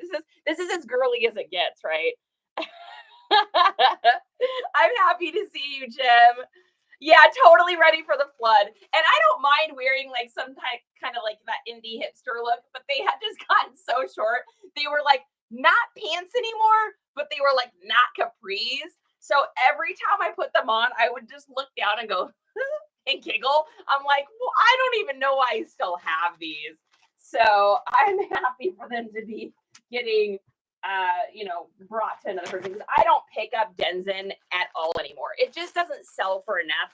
Even if I buy these for $1 at a yard sale and I sell them for like $10 or $9, by the time I get the profit on these were $8.98. So if I had bought them at a garage sale and paid $1, I'm only making like $7.98 on them, which for the amount of time it takes to like list the item and everything, it's just not really worth it. Now, the only exception to that would be if it's button fly, I will usually pick them up because button fly I can always ask more for. Or if there's like 3 pairs. So if I go to a yard sale and there's 3 pairs of like 34 women's, or size 10 or whatever the size is, women's, Denizen, Levi's, and there's like 3 pairs of them, all the same size, they're all basically the same length, they've all kind of shrunk the same. I'll get those 3 for $3, or I'll talk them down to $2 for all 3 pairs, because then I can list them together. And if I list them together, then I'm able to make more. So if I sold 3 of them, I could probably make $30 off of a $2 investment. And because I'm only doing 1 set of photographs and everything, then it makes sense. Otherwise, it's just not, it's not worth the pickup. Can we put a sticker on that? No, we gotta get a sticker on there. Ooh, that's cool. Look at this one. Beep, beep, jeep, jeep. Girl, math, $11, you made money. Absolutely. Money is money, but like it takes me, let's say it takes me 10 minutes for pictures and 5 minutes for pictures and 8 minutes for the listing. And I've gone to the garage sale and I've spent money and it's like by the time I get done with it, I'd rather be listing an item that's worth $20 or $30 and not just making $8. So I'm just constantly always thinking on that, like, what do I want to make an hour? And if I want to make that an hour, what kind of stuff do I want to sell to make that an hour? So that's just kind of where my brain goes to. All right, let's get this printed out here. Because we're in Poshmark, we're able to use priority mailers. And I like using these Tyvek ones. These are my favorite ones because they don't rip as easily. So these are the ones I use more than anything. We're going to download the label and get that printed out. Michelle, what is happening? How is Michelle today? What is happening in Michelle's life today? So these are going to Catherine in Oregon, who apparently is much shorter than I am, because otherwise she's going to be waiting for a flight. All right, going into our back there. Okay, I probably should have done the UPS in that. I might switch these out because this is like, how much is in here? Not much. So this is we only have 2 UPS items today. So we're going to switch this out because that just doesn't make spatial sense for how much Poshmark stuff we're about to ship. Put that in there. We'll put that in there. We'll put this back here. We're just doing a little rearranging, and that works. Okay. Ty, what is happening? I haven't seen you on here for a minute. Okay. Mark as shipped. Oh, that's right. This just sold. Oh, these just sold too within the last 3 hours. Wow. All right. We're going to bring this out. It hasn't been 3 hours, so the buyer can still cancel, blah, blah, blah, blah, blah. So we're also going to wait to ship these in too, just in case. So those both just sold within the last 3 hours. That's wild, man. Poshmark is hopping. Literally makes no sense to me. Okay, next thing we've got here is a bundle. So it looks like we've got a bunch of anime stuff, which I tend to find this is how my anime stuff sells. It almost always sells in bundles, literally almost always. So we've got, the first one we've got is a My Hero Academia. I got each of these shirts I got for 50 cents. So it's just a cute little anime shirt. So this one was 50 cents. All of these were 50 cents. And they're never huge money sellers. But like I said, what winds up happening with my anime stuff is almost always they sell as a bundle. So it kind of does what the Levi's were that we were just talking about. It kind of winds up happening like that. Very, very rarely do I sell anime stuff and it just sells like the one item. Now, you're like, oh, well, why don't you list them all together? Well, because people may like one kind of anime and they may not like the other. That's different than a pair of jeans that all are the same size. You know, maybe they're into Demon Slayer, but they're not into My Hero Academia or whatnot. So this one here, this is a Toilet Bound Hanako Kun black t-shirt. And then, and do I know anything about any of this stuff? Absolutely not. I don't know anything about anime except for just a little bit from what I've sold. I don't pick up Naruto anymore because that one never sells. I've got Naruto stuff sitting in my store that's been sitting there for I don't even know how long, unless it's like really, really old Naruto. So if it's like 2002 or something like that, that's different. And then we've got the Demon Slayer movie, Mugen, I think it's called.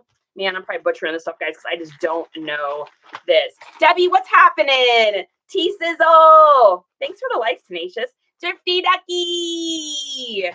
Thrifty's here. All right, so we got those 3 shirts. So all 3 of these each sold for about $10 a piece. And then we've got this scroll. And I just want to make sure he brought me the right one. It looks like it is. Let's see.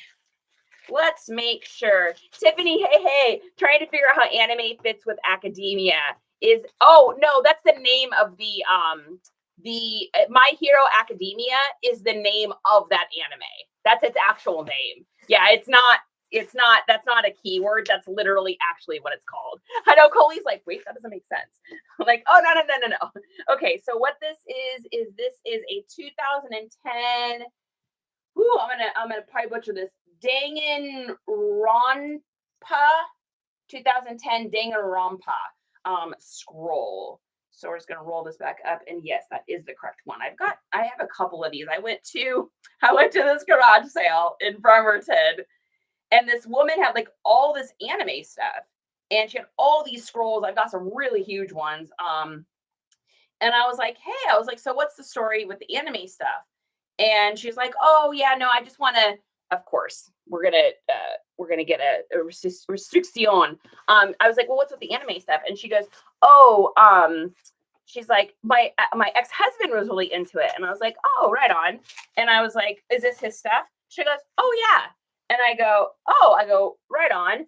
And she's like, yeah, that's why I'm selling it. And I go, oh, so is that kind of situation? She's like, oh yeah, it was that kind of situation. She goes, how about $2? And I was like, that sounds great. So I got like all this stuff for like a couple bucks because yeah. Coley's like, what in the world? Yeah. So I got it for just a couple bucks, which was like, right. I'm trying to figure out the best way to send this. So I don't think I can use I don't think I've got a box that's right for this because none of my priority mailer boxes is going to be big enough. So I think what I might do, I think I'm going to have to use a regular poly mailer. I think what I'm going to do is I'm going to use my own. Yeah, I think I'm going to have to use my own stuff on this. Hey, Jess, can you hear me, baby? My poor husband, he's probably in a meeting. He's probably working or he's got an order. Are you busy? Always. I know, honey. I'm like so needy today. I need a box that is long enough for this and that I can stuff a couple t-shirts in. It is 21 inches long. And do you want to take this with you? And then it just needs to fit a couple t-shirts. So it's priority mail too. So it's Poshmark. So I don't have to be too like cautious about the size. So we'll put that over here for just a second until he finds me something. Okay. Pool noodle. Yeah, that'd be great. I am totally out of those. I wound up grabbing a whole bunch of them a couple summers ago. Or no, I guess it was last summer. Gosh. So a year and a half ago. And then this summer, I honestly I completely spaced even getting them. So I think it might be too late to find any, unfortunately. But this summer before that, I had gone to, I got them somewhere really random too. I want to see it was like it wasn't Joann's Fabrics, but it was some place that I didn't expect to find them. And they had them and they were like 4 for $1. And so I got a whole bunch of them. And it was great at the time too, because I was shipping out a lot of my mom's stuff, a lot of her decor. So I was like wrapping everything with those pool noodles. Okay, so the next thing we've got here on Posh is something I sell. I swear I'm selling these every time I even remotely get these, they sell. So this is a pair of Van slip-ons. This is the checkerboard Blue Mirage. It is the Blue Mirage and Ivory on white soles.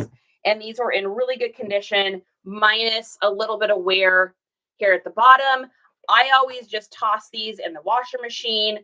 Usually with my Vans, I will take, and this is a little trick, if you take a pillowcase, put your Vans in this way, tie the knot right here. So the knot kind of is right here and holding them together. It'll keep these from getting any worse when they're in the washer machine. If you just throw them in, it doesn't always happen, but if you just throw them in, they'll knock against each other and it could actually wear the backs off even more than they were before. So I just throw them in a pillowcase, tie a knot at the top. If your pillowcase isn't long enough, you can just use a rubber band too. And it just protects them.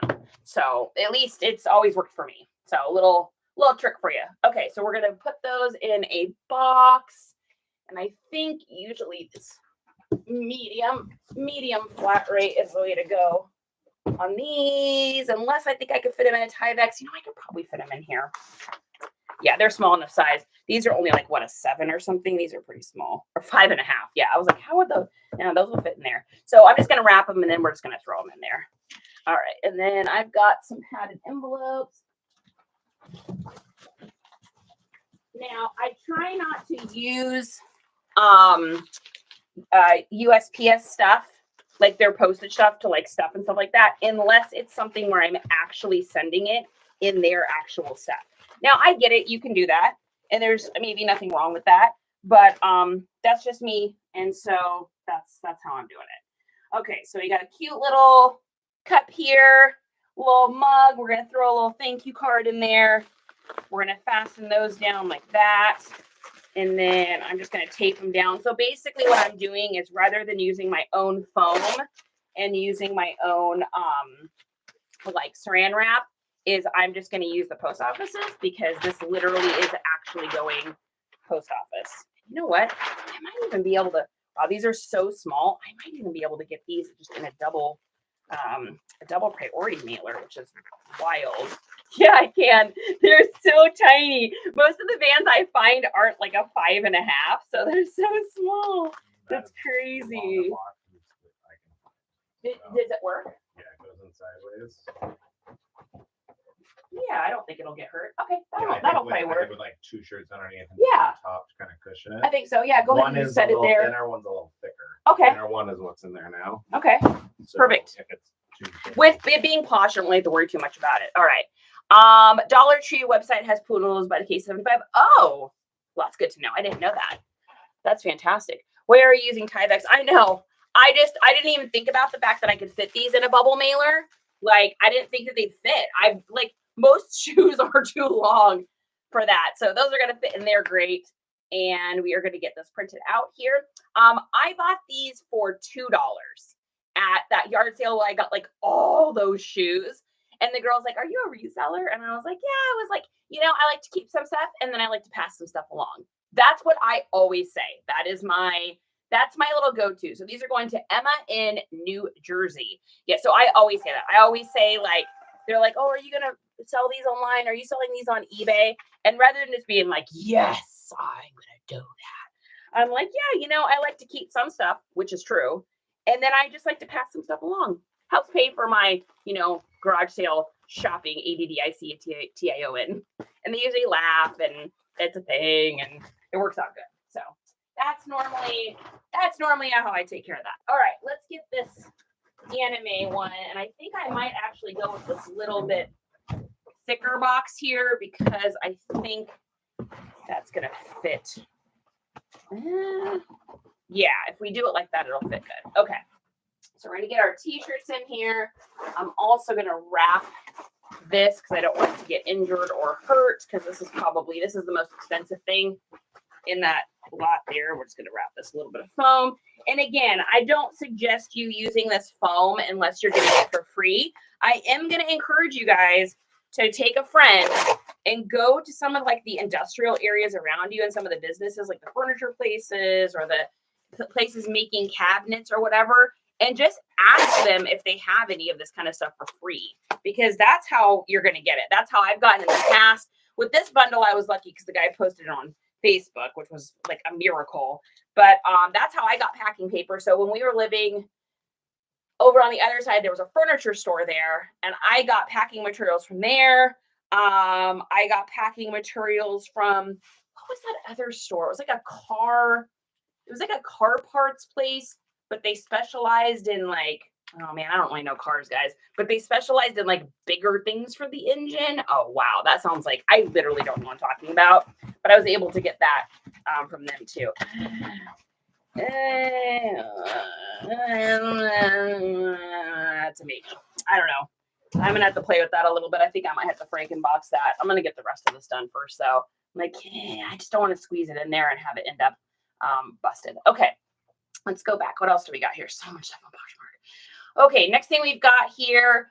This was a really interesting buy because I would not buy it again ever. This is an old pickup. This was part of our garage board situation. Really weird company called Korean Stone Jeans. So if you look here, you'll see what it's supposed to be. And when I bought them, I probably thought that it was this, and it's not that. It's a company that kind of looks like that called Stone Jeans, and they have 0 comps, as in literal 0, and you can't even find them in the US.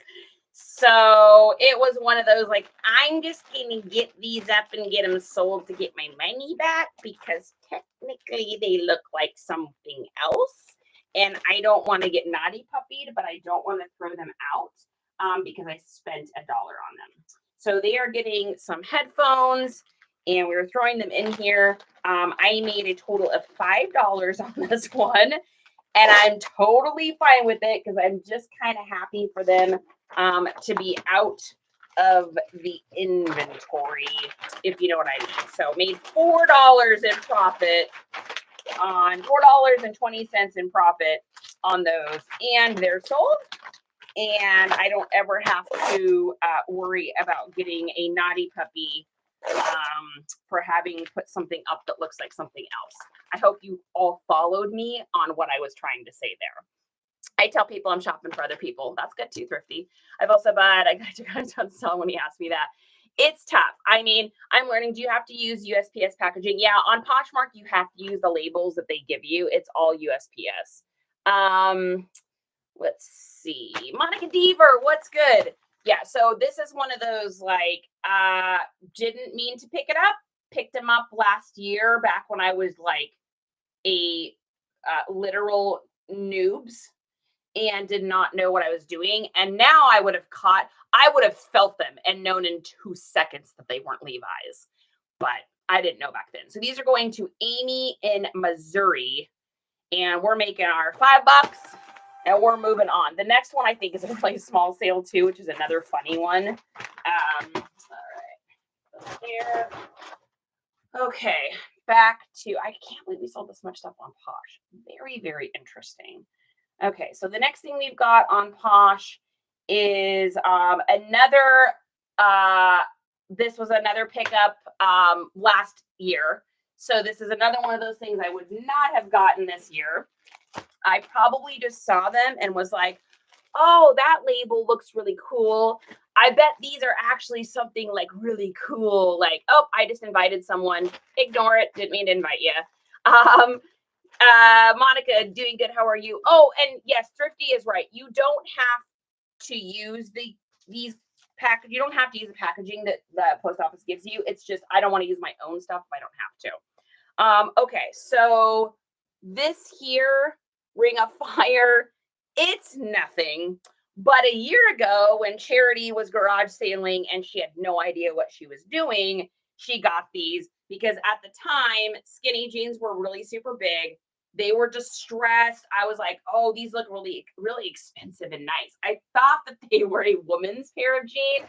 Gosh, now that and it's funny because feeling them now, I can just feel how like totally CHEAP they are. But I didn't have the skills, guys. We all start somewhere, and that's what's so cool about this business, right? I mean, it's like anything, you got to start at the beginning. I would never have got these, or I'd never get these now, but I got them then. So these were actually a boys' youth pair of jeans that look like a women's small. They have a waist size of 28, and they're very, very short, and the ankle is literally this big. So now I would notice that, but back then I didn't notice it because I didn't notice stuff like that back then. So we're going to send a funny sticker with this one. Yikes. So we're going to, that's the perfect sticker for this. So anyways, this was another one of those like list it and get it out of the inventory because why do I want these sitting there? So I paid $1 for them or maybe 50 cents. And our total earnings on these were $5.22. So 2 very small orders of 2 very funny things. I have a sneaking suspicion that as we get deep in the garage, there might be a few more of these kind of things where it's like, I thought it was something at the time. And probably, because back then I used to comp everything. I literally be at a garage sale, like comping every little thing. However, that being said, there was a lot of areas in between the 2 towns where I was between Bremerton and Silverdale and out through Port Orchard where you wouldn't get any reception. So I'd have to just kind of like riscular for the bisculars. And so I know that that's what this was. So anyways, so funny.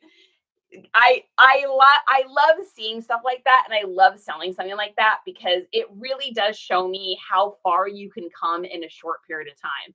Because you know, I did garage sailing last year and listed a lot of my mom's stuff, but I didn't list a lot of the stuff from the sale. I was just like hoarding it in this room. I had like 53 boxes of stuff I picked up from garage sales.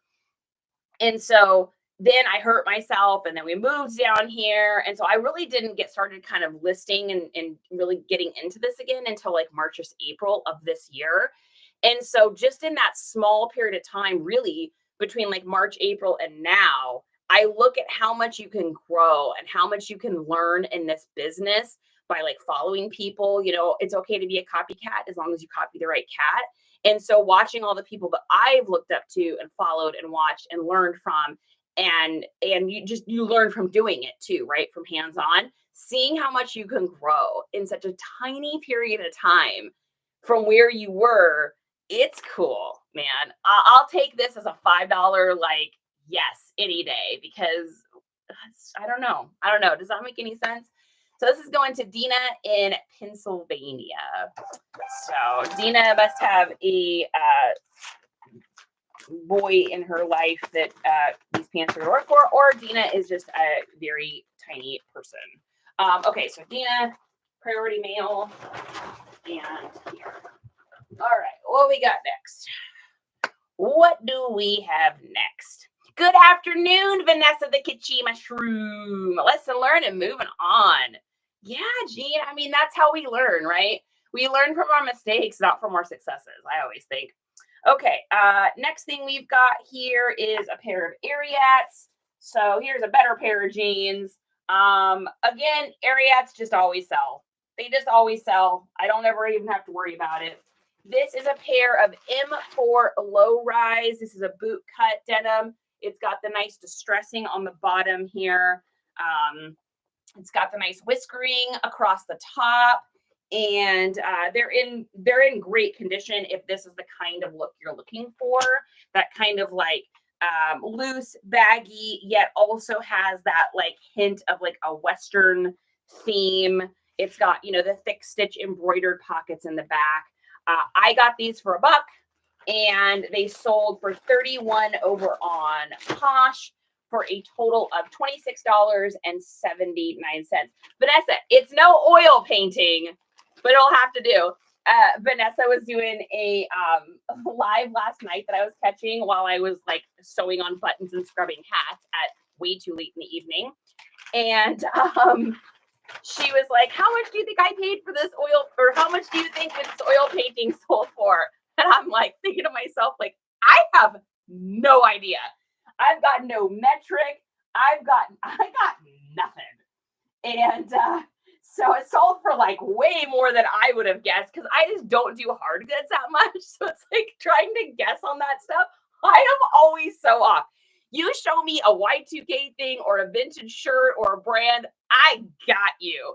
But you started showing me oil paintings, and I was tricked on that Budweiser. She has like a Budweiser, like was that what 2XL vintage sweatshirt that you sold for what, like a couple $100? That one fooled me. That was amazing. Like, what an awesome pickup. Those are always great. This is kind of cute little sticker. So, but the hard goods one gets me every time. Do their shoes sell too? Absolutely, Monica. Anything Ariat sells, I don't care if it's a shirt. I mean, the men's stuff always does better than the women's stuff, but that's just kind of, you know. Vanessa says you did great.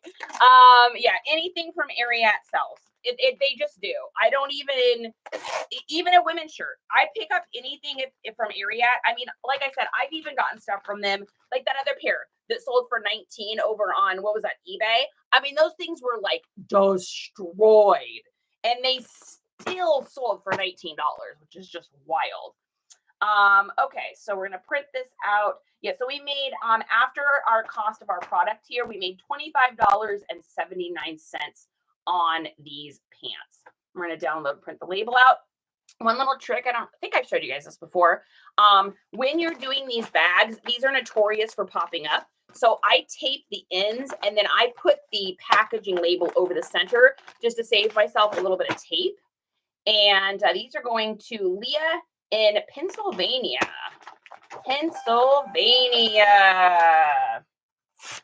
All right. We don't have a good Pennsylvania song. We need like a good Pennsylvania song. So I'll show you what I mean about this. And you got to really make sure these labels get on these Tyvek ones too, because they'll pop up.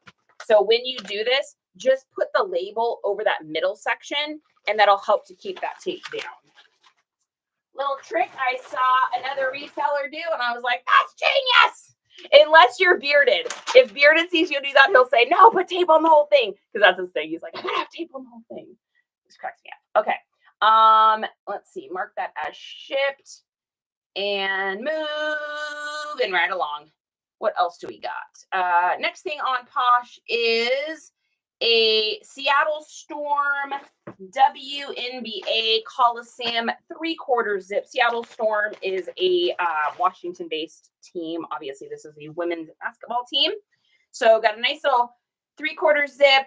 Nothing crazy fancy. I picked this up for, I think I actually got this one for like 50 cents at a sale when I was in Washington. So that would have been last summer. I picked this up.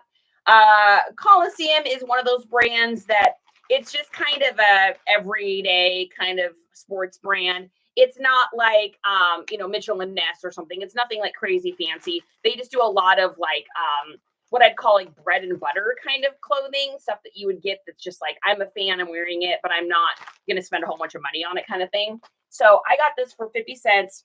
It sold for 14 on Posh, and I got a padded envelope here, so we're just going to stick it in there because that just seems easy. We got a cute little mermaid dog here going in, and we're going to seal that up. Nice thing about Posh is it's just so fast for shipping. So our total earnings after the fees was $11.70. So we made $10 or like $11.20 in profit on this one. You know what's so wild is I can't remember where I put the string for my glasses, but I can tell you what garage sale I got that out and when I got it. Why does our brains work like that? So this is going to Catherine in Oak Harbor, Washington. Oak Harbor. Yes, that is west down. West down.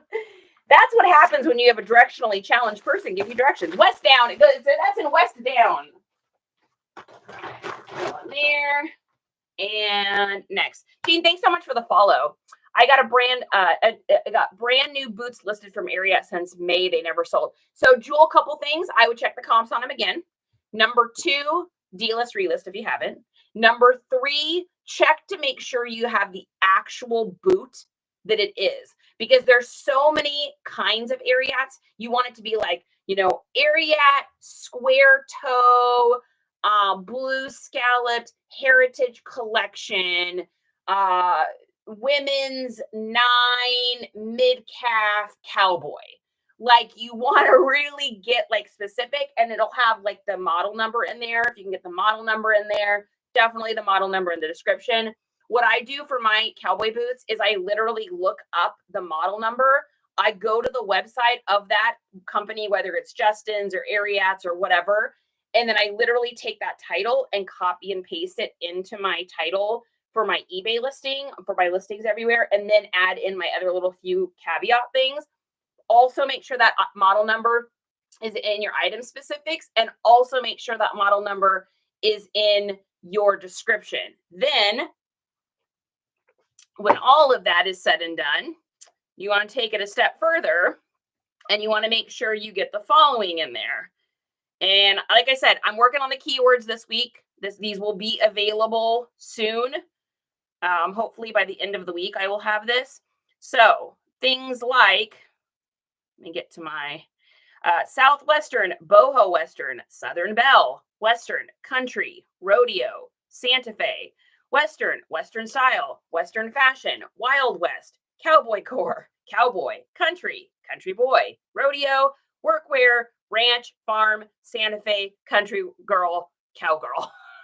That all goes in all of my Western listings. It's what's going to differentiate you between other people, because otherwise there's just so many up for sale. It's like putting up a Nike dry fit men's large gray shirt. Well, what is it? What model is it? Does it have a crew neck? Does it have a boat neck? Is it lightweight? Is it extra long? Is it loose? Is it baggy? Is it cotton? Is it a poly blend?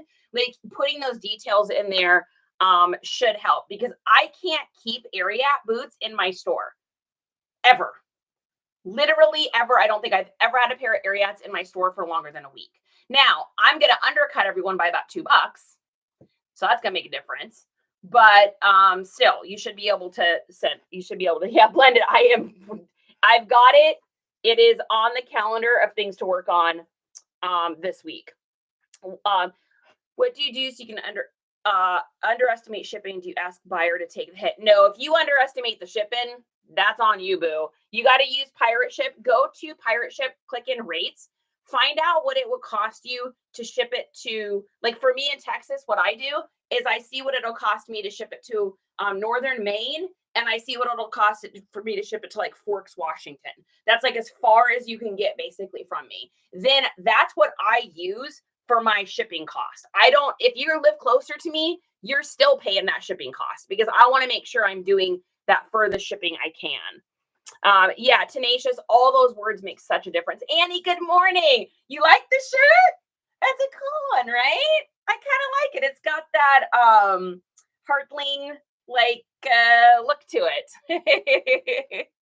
Rosie, what is happening? Okay, mark that as listed, or mark that as shipped. Okay, next item we've got on Posh. I can't believe we sold this much stuff on Posh. This is just so outrageous to me. We got another bundle. So this is a pretty cool belt buckle. I thought it was going to be worth a little bit more than what it was. When I first saw it, I was thinking it was going to be more like a $25 or $30 belt buckle. It's by Harmony Metals, made in the USA. I think the size is what stopped this from being a little bit more of a men's looking belt buckle, because it is pretty tiny. Like when I wear jeans, I always wear a belt, and I wear like giant, huge belt buckles. Like, that's my look. And so I think this one is just a little small. I think had this been a little bit more gaudy and big, it could have fit into that like skater indie wear, but I think the size is what got this. There was also this brand just wasn't like a huge comp beast, which was interesting. So that's okay though. All said and done, I paid I think 25 cents for it at a garage sale, and we sold it for $9. So no, nothing wrong with that. Now, this is an instance where I am actually going to take a picture of the item in the bag. And when I do bundles, I always do this. Now, you do not have to do this. I love that.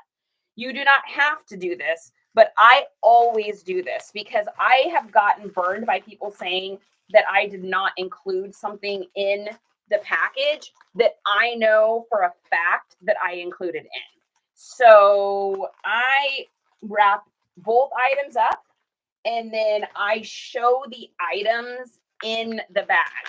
So I'm going to put this shirt in, and then I'm going to put this belt buckle in, and I'm going to actually take a picture of the fact that both of those items were in that bag. Should they try to say that it was not in there, I've got, the proof on that. The weight of the item also can help, but still, I just don't want to give anyone an excuse to have to waste my time trying to get a freebie item.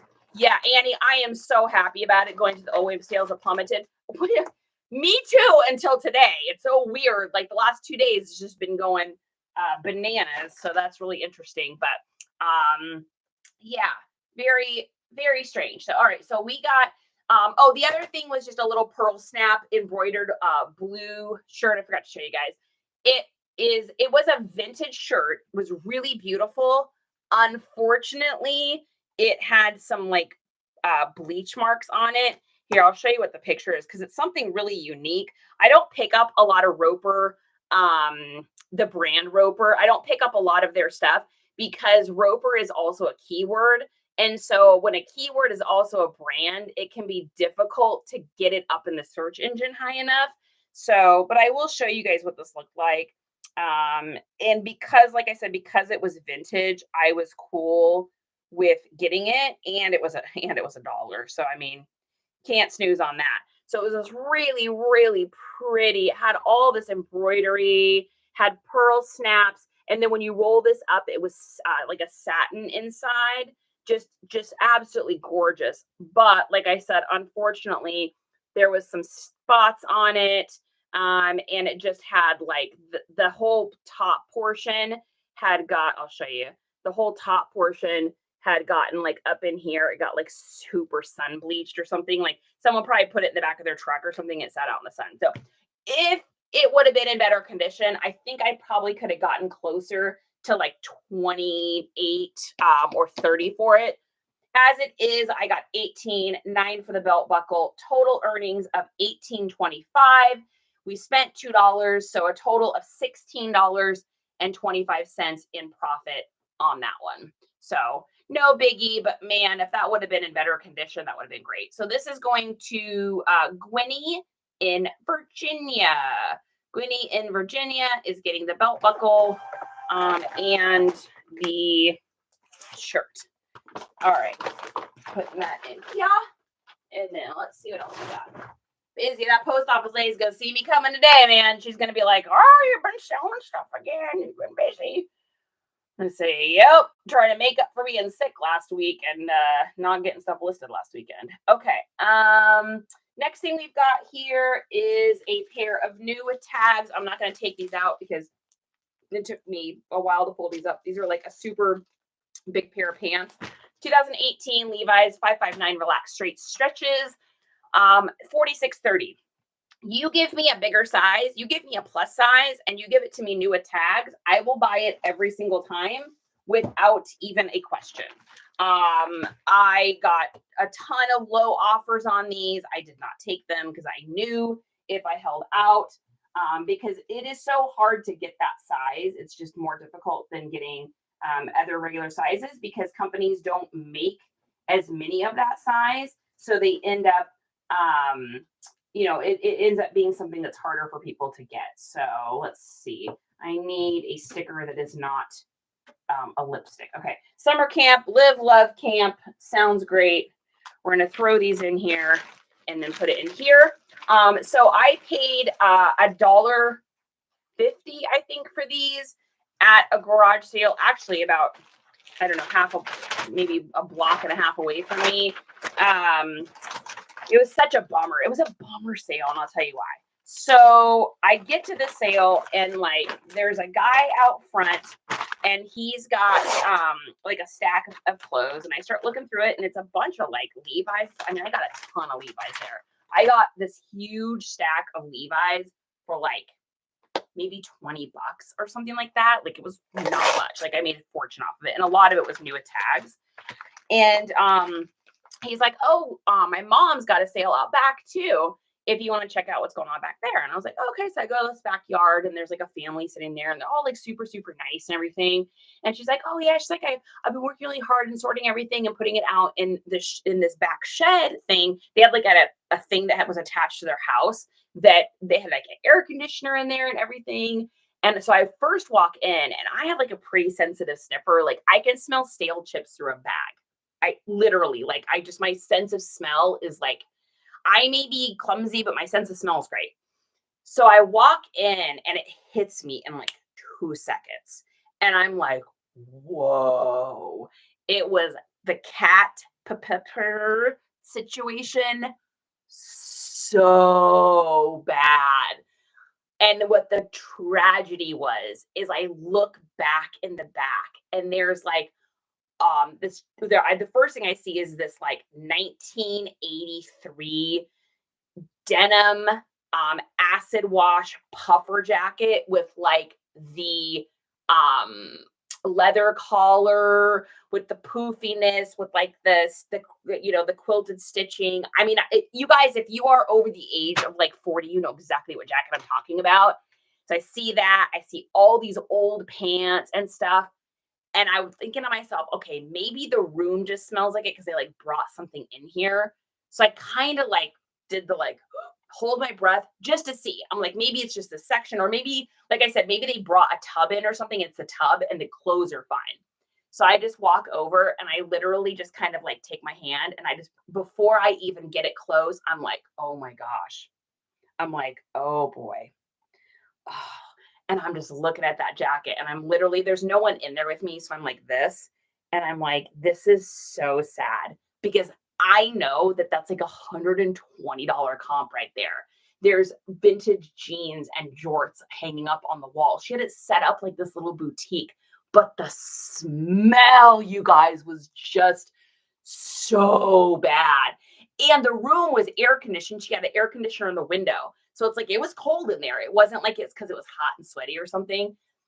So I just like held my breath and just got out. And she's like, anything? And I was like, oh no, nothing really. I don't really see anything my style. And so I bought this stuff because this was the kids, and he was just at his mom's house with a table set up outside. And so all of that was fine. But it was just so sad because, I mean, nobody's going to go in there and buy a bunch of stuff. It's just not going to happen. She's going to spend all that time. And I don't know if maybe the room had been sprayed by cats, or like the stuff, or what had happened, but it was just so tragic. Oh, Kool-Aid, thank you so much. That's an amazing compliment. So yeah, it's just a bummer. That's the worst. I can't do smells blended. You and I both. Like, I am not like, yeah.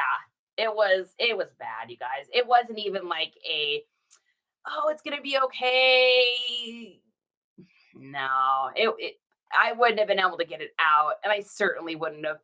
I wouldn't have wanted to pass that on to anybody, but B, I wouldn't have wanted it in my car either. So, anyways, these are going to Samantha in Illinois. So these are new with tags. These were all fine. Oops, that printed out funky. Redo, reprint, 20,000. Here we come. Whoa, 20,000 stars or hearts. I don't think we've ever had that. I don't think we've ever had 20,000 ever. Whoa, it is Monday, baby. I went to an estate sale like that, couldn't even stay in the house. That happened to me at that estate sale where I almost lost my phone. That's the reason I got this lanyard, is I was in the house looking at the vinyls and just dealing with the smell for a second because the vinyls were all sealed. I wanted to buy those so bad and the lady would not sell them. Anyways, that's where I set my phone down. So I had to look in this house for like an hour for my phone with that smell. Like it was like burning in my throat. I'm like, hey, man, it's such a bummer when that happens. All right, putting this back in here. Let's see what else we got. Holy smokes, you guys. Busy Monday. So this would be everything that sold on Saturday, Sunday, and then this morning. Okay, let's see. We'll mark that as shipped and moving right along. Okay, I think the only things we have left on Posh are this bundle I've got to figure out, and then we've got the jeans and the other jeans that sold, but it hasn't been 3 hours since the person bought it yet, so it won't let me ship it. So I got to figure out this. We got to figure this out, kids. We got to figure this situation out. So I think what I might do, because I just feel like this is going to be too short. I just feel like that's going to be too short. So what I might do, I may have to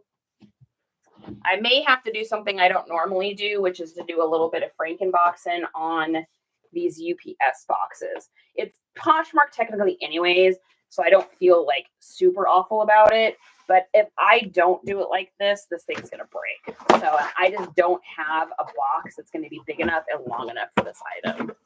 So we're gonna have to just do a little creative situation here. Otherwise, I just won't be able to send these. There's just no way. So. And I know I could just use the regular thing there on that, but I'm going to tape those down just for extra protection. I looked at Sears Catalog House. It was destroyed by a cat. Oh, wow. That's tough. 20,000. You guys, that's crazy. Yeah, Blunksy. Okay, so disclaimer. I don't usually use UPS boxes for anything unless they stay in their natural state and get sent UPS. Or USPS. However, since this is Poshmark and technically it can still be priority mail, I am going to have to like kind of do a situation on this.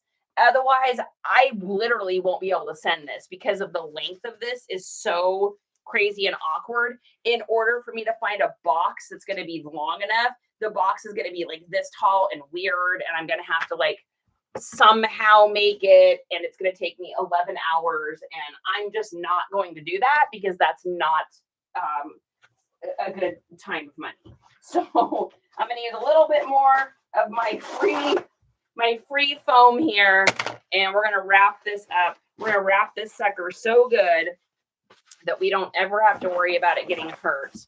And then we are going to put our t-shirts in with this. And of course, you know, I'm taking pictures. In fact, I think I may even bust out this for this. And we're going to do a little video because otherwise this is the person. And I'm not saying this person will do it. I'm just saying this situation could happen where they are going to say that I did not put all the items in here. And I know that I did. So we're going to just bust out the old phone thing here with our favorite new little gadget. And I'm going to go to video. I'm going to go to 0.5. And then I'm going to tape myself putting this in there. And then 1, 2, 3 shirts. All right. There we go. Now I don't have to freak out and be worried that they're going to say that that's not in there because it clearly is. Okay. And then they are going to get a cute little sticker here. Got cute little moon and stars.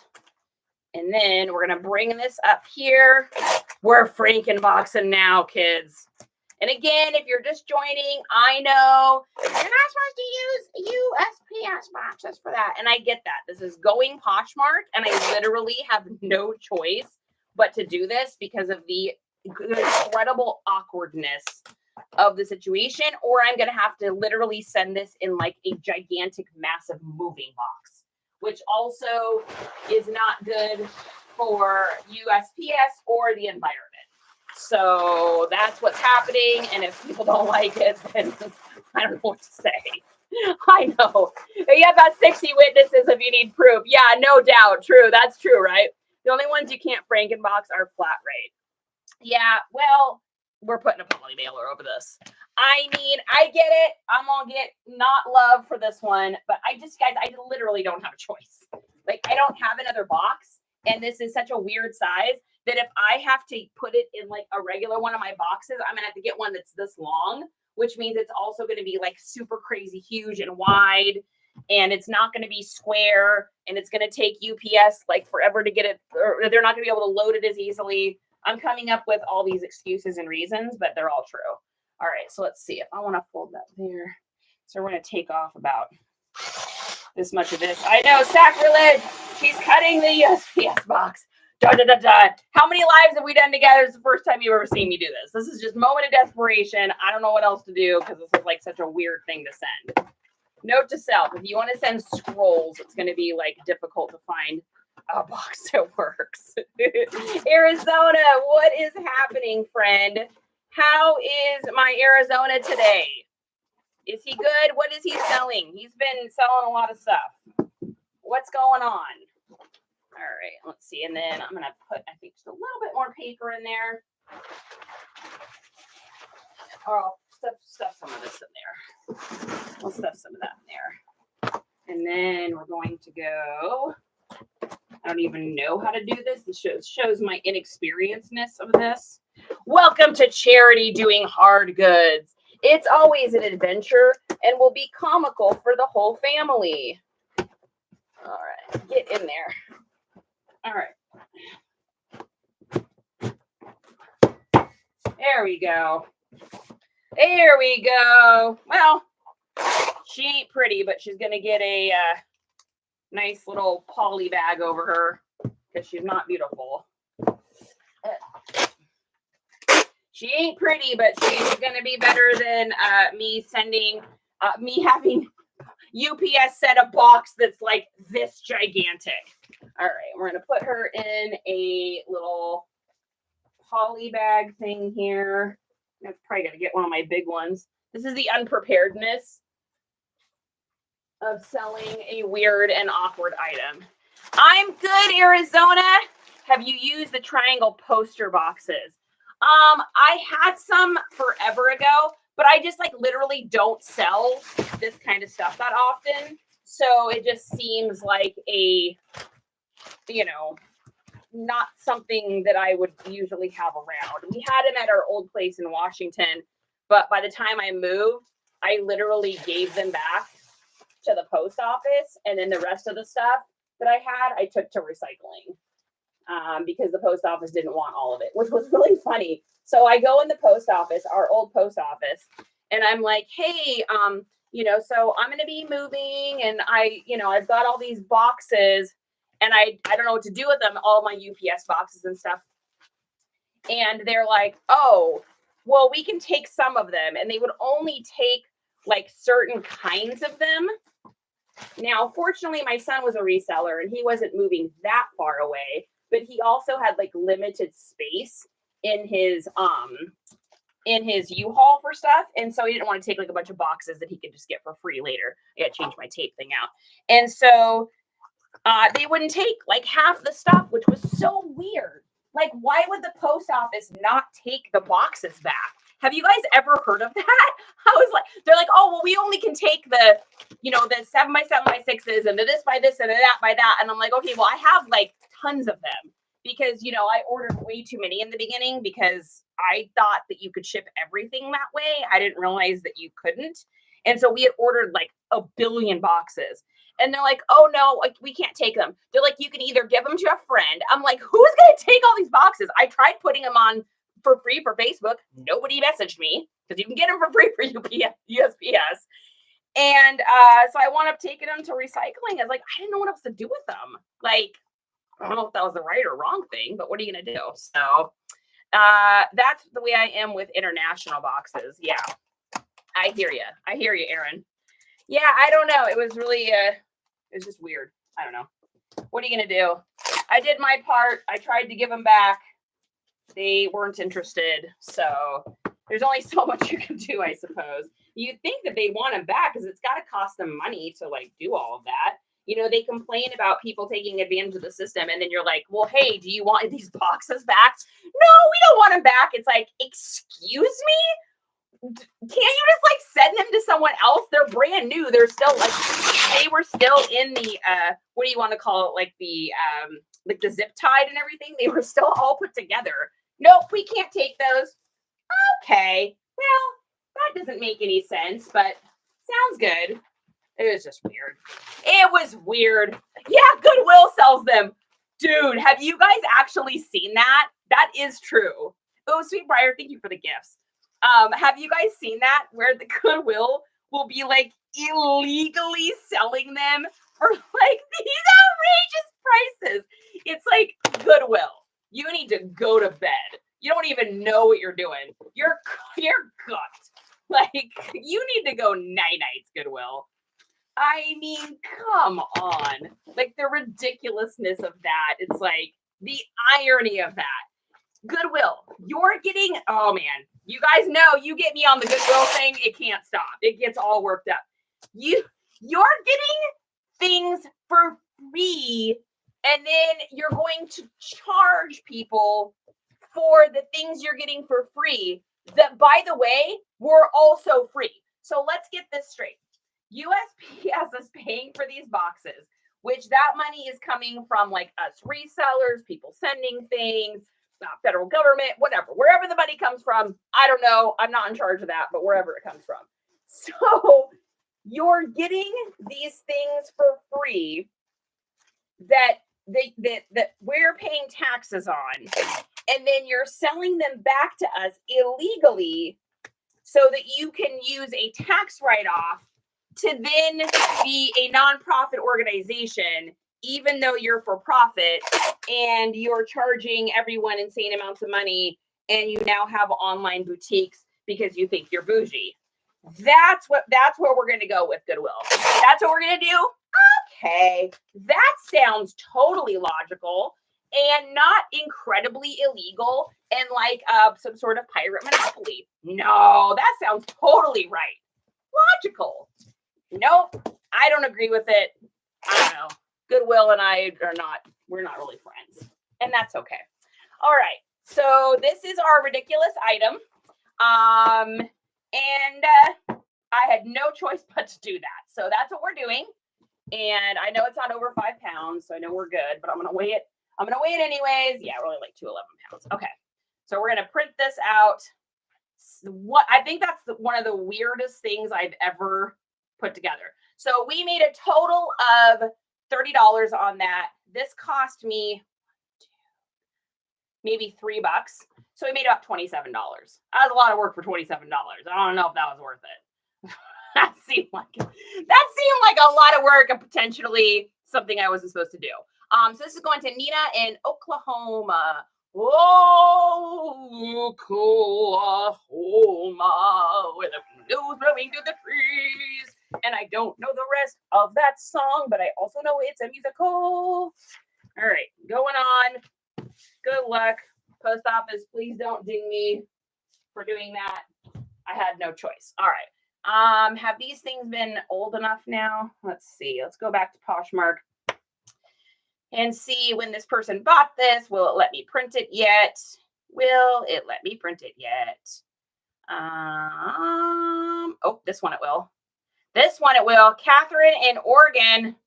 Catherine in Oregon, you're getting something. I don't know which one you're getting, but we're going to find out here in just a second. Let's take a look. So this is the, oh, these are my old jeans. My old jeans are getting sold. All right. So Catherine, you're good to go. And, oh, I already printed you out. Oh, that's weird. Oh, I probably couldn't mark it as shipped yet. Oh, no, I did. Okay. The other one probably won't let me mark it as shipped because I think this sold right when I got on with you guys. I'm going to try to do it. and then see what it says. No, it let me. It has not been 3 hours, but that's okay. All right, so our last item here is, man, crazy post office. I got like bags for days. It looks like Christmas shopping over here.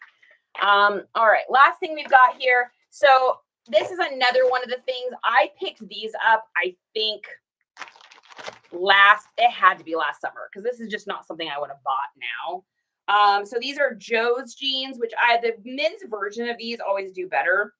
Like they do okay, like 15 bucks. This is a women's pair, and these have been sitting in my store for a while. They do have like a little like flaw spot here. It looks like they actually, like when the jeans were made, maybe that was there. They're flared, so I thought they were gonna go way faster. I started these off at like, I don't know, maybe like 16 bucks or something like that, I think is what I started these out at. And nothing. And they just kept getting it. That's cool. Take it easy. They just kept getting it marked down, kept marking down. They finally sold at 10 bucks. So definitely will not pick these up again for sure.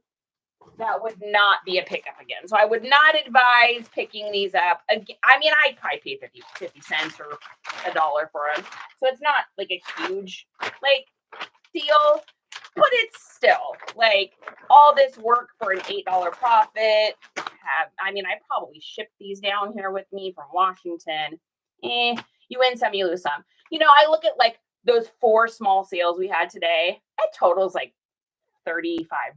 So it's not bad. It's just not like metrically where I want to be. Like where I really want is I want each of my orders, I want to be making at least $20 in profit off of each item.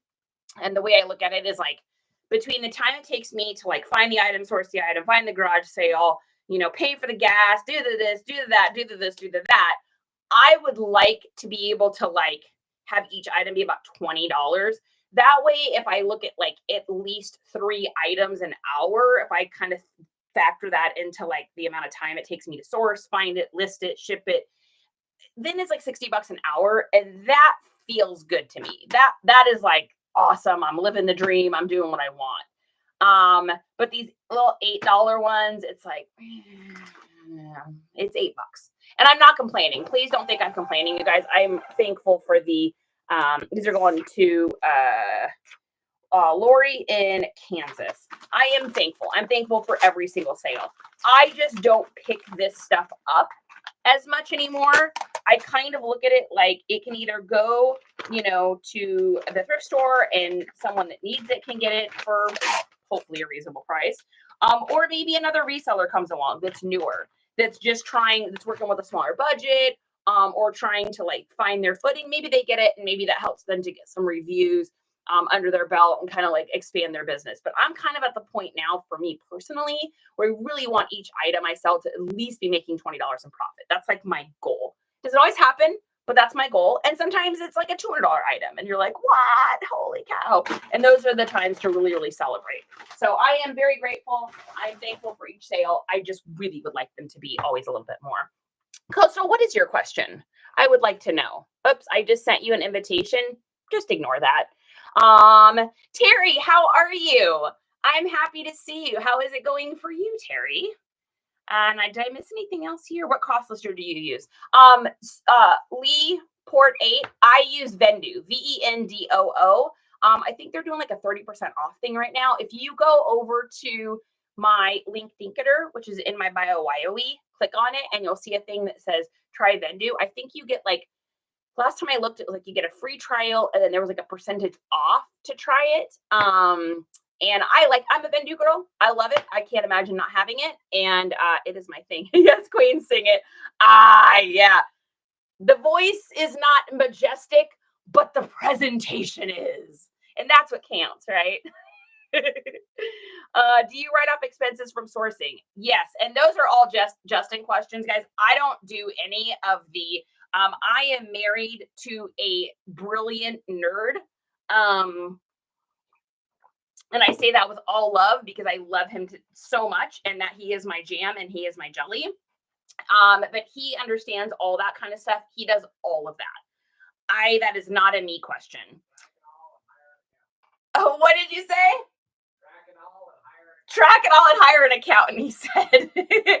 If I sell an item on a platform that starts with a D, do you need to generate shipping with Pirate Ship? No, you can ship inside of Depop. That's fine. You can ship inside of there. You can use their shipping. The reason I choose not to is so I can pad my shipping a little bit and cover my costs. Goodwill prices are not reasonable. No, they're not tenacious. I don't know that they are really anywhere anymore. I mean, you have to really be looking for those like S, A, and B tier brands in a store anymore, I think, to make money. I think the stuff that at one point a lot of resellers could make money on, like just bread and butter items, I don't know that you can make money on those much if you're looking at a thrift store. Like for me, Levi's is a big seller. I sell and I ship out Levi's pretty much every time I am doing this. However, I'm sourcing them at garage sales for $1 or $2, which is Goodwill used to be like $4.99 for a pair of Levi's, $3.99. So that was reasonable. But like now, if you're paying 8 or 10 or 12 or 14, depending on where you're at, your room for your between your cost of goods and what you're going to make, there's such a little amount in there that it's just not, your loss leader doesn't make sense. You're not making enough money. You can't get enough from the item. You end up on the hamster wheel. And you see that happen with resellers where they're trying to get less expensive bread and butter items and you list them. Well, let's say you sell 8 items in a day, but each of those items you're only making $3 in profit on. Well, you've only made $27 in profit for the day. And you've put all that time into, sourcing, and you put all that time into comping, and you've done all this work for $27, and that's just not worth it. I mean, especially if they're paying, if you can make that doing a restaurant or whatever other work you do for an hour or two or 3 hours of work or whatever. Everyone's different, depends on where you live. But so I think what I see now is a lot of resellers, if you are like a Goodwill or a thrift store shopper and you're not just doing the bins and you're trying to do thrift stores, you're looking for like those A, B, or S tier brands like Fiore or Sitka, or you're looking for the more expensive stuff to sell. So you may not have as many listings up, but your what you're making is higher. And I think that's really the only way you could do it now, really, because I just don't know that you could really make it on bread and butter stuff as easily. Let's see. My Levi's never sell. So Tiffany, couple different things. So my Levi's always sell. And I'll tell you why. It has to do with how you're presenting them. So number one, you need to have the year of the Levi's on the Levi's. So you need to put the year of them. You got to get really specific with the cut and everything as well. And then a lot of that's going to have to do with your keywords, meaning like if they're, are they a dad core? Are they a Western? Are they loose and baggy? Are they streetwear? Are they workwear? Are they a retro? Are they a throwback? Are they, are they flared? Are they boot cut? Are they Western style? Are they cowboy style? Are they, a 90s? Are they like, you just have to get so many little details in there. If you do, then they'll always sell. If you don't, then there's so many others on there that it's going to be really, really difficult for you to sell them. I'll give you guys just a little, let's go to one of my Levi's things here and take a look. Let's see. Let's go over to my cell. I'll just type in Levi's and see if I can pull one up. Okay. So for instance, here's a pair of Levi's. Okay. So most people are just going to write Levi's 550 light wash jeans, right? So here's what I wrote. This is the jeans. 1998 Levi's 550 relaxed fit. Stonewash jeans, then the size. Then these ones are super unique because the tag is upside down. So upside down tag. Then in the description at the very, very bottom, I'm also going to have some keywords that are going to help to like really pull people in, which is vintage, VTG, 90s, USA, rock, skater, dadcore, punk, casual, retro. So that's one example. Let me get to another pair here. So here's another pair. So these are, if you look, the dates on those as well. So these are these ones here. So 1994 Levi's 512 orange tab black denim jeans straight. Men's 3527 USA vintage and hemmed, because these were actually hemmed to be shorter. And then in the description, I've got 90s, 1990s, vintage, skater, Western, indie, rare, and fire, because these are like a rare one. Let me get to like a regular bread and butter. Okay, so here's a pair of Levi's. Okay, another pair. So these are 2015. So 2015 Levi's 511 jeans, gray, slim fit, medium wash, stretch denim, men's 30, 32, and then an asterisk 30 because they've shrunk a little, and then SK8 for skate. In the description, I've got the information again about those. So I've got the original stuff, which Levi's, it's got the year in there. It's got kind of all that stuff that's in my title. Then it also has a little bit about them. Clean washed and ready to wear, faded wash across front, slight grunge and skate vibes, good condition. Then I've got the measurements, which is very, very important in jeans. Then at the bottom, these are all the keywords I have. Skater, skate, skateboard, skater punk, skater girl, skater boy with a BOI, skater boy with a BOY, SK8, music, indie, metal, rock, edgy, alternative, and hardcore. That way, anyone that types in gray pants, metal, like they like metal music, punk rock, skinny gray jeans, done. Indie rocker, retro, faded jeans. Boom, my listing's going to pop up. So with Levi's, and this really goes for anything, you guys know that, but with Levi's specifically, because there's so many on the market, you really have to get that stuff written down. So I hope that Tiffany, I hope that helps you out a little bit.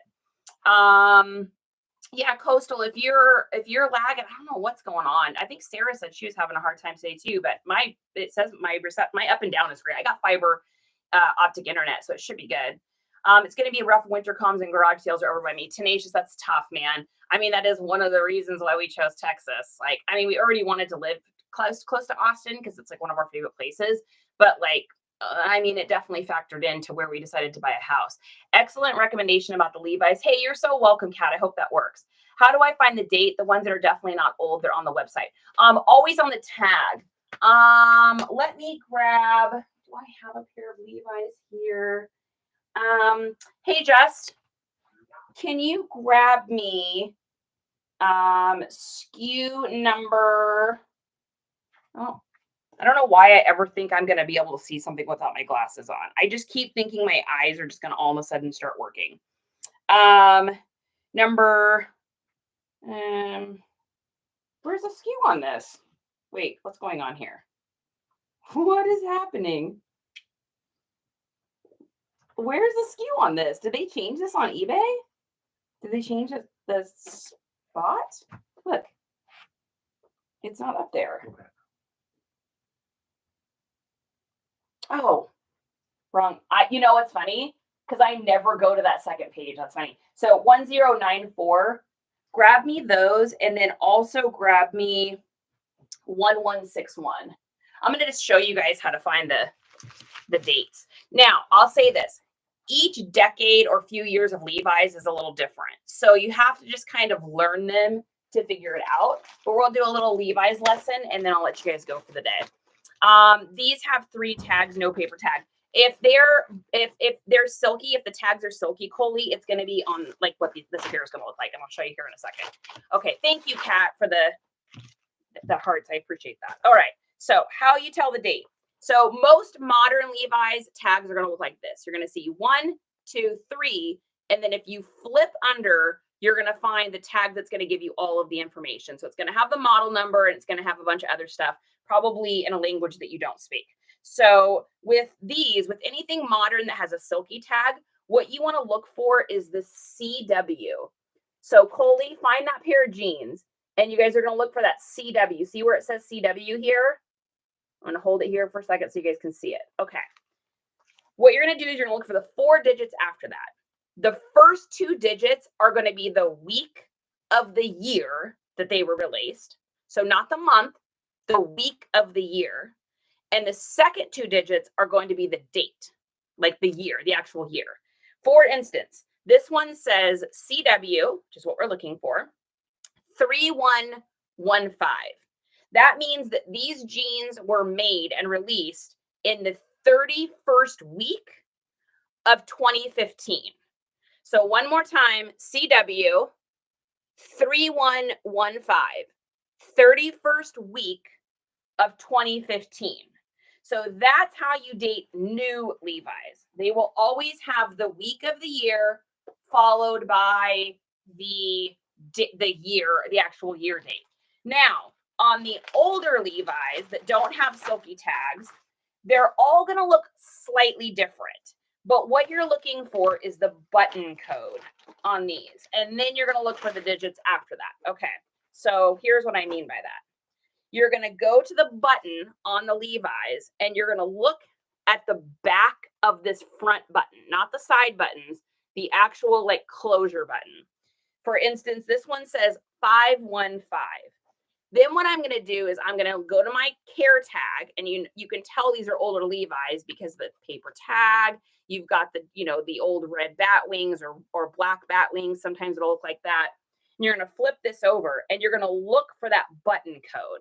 So our button code was 515. So the button code is kind of like the CW in the newer ones. The button code, just think of it as the CW. It's kind of like your starting point. So these here say 515, then they say 0994. Now, in the paper tags, not the silky ones, in the paper tags, it goes by month and year.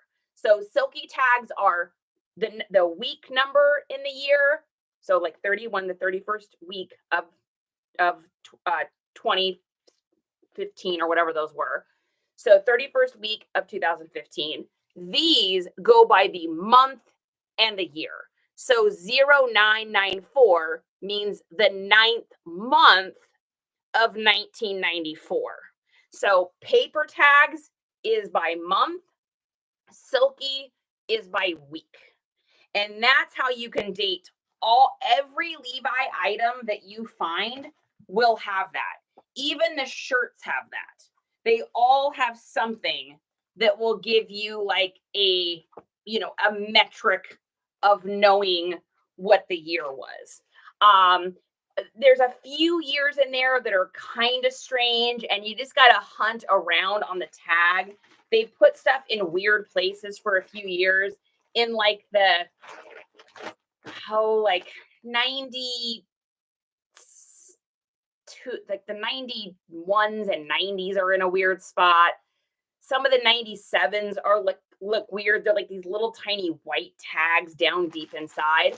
But if you look for 4 digits in there, you can usually get a pretty good idea. So if you see 4 digits that say like 9284, well, there is no 92 month of 1984. So those are not the 4 digits. You got to look around in there to find the 4 that just kind of makes sense in some of them. And most of them, these are the most standard things. Silky, paper. Those are the most common ones to find. So hopefully that helps you guys out a little bit because people really want to know what year those are from.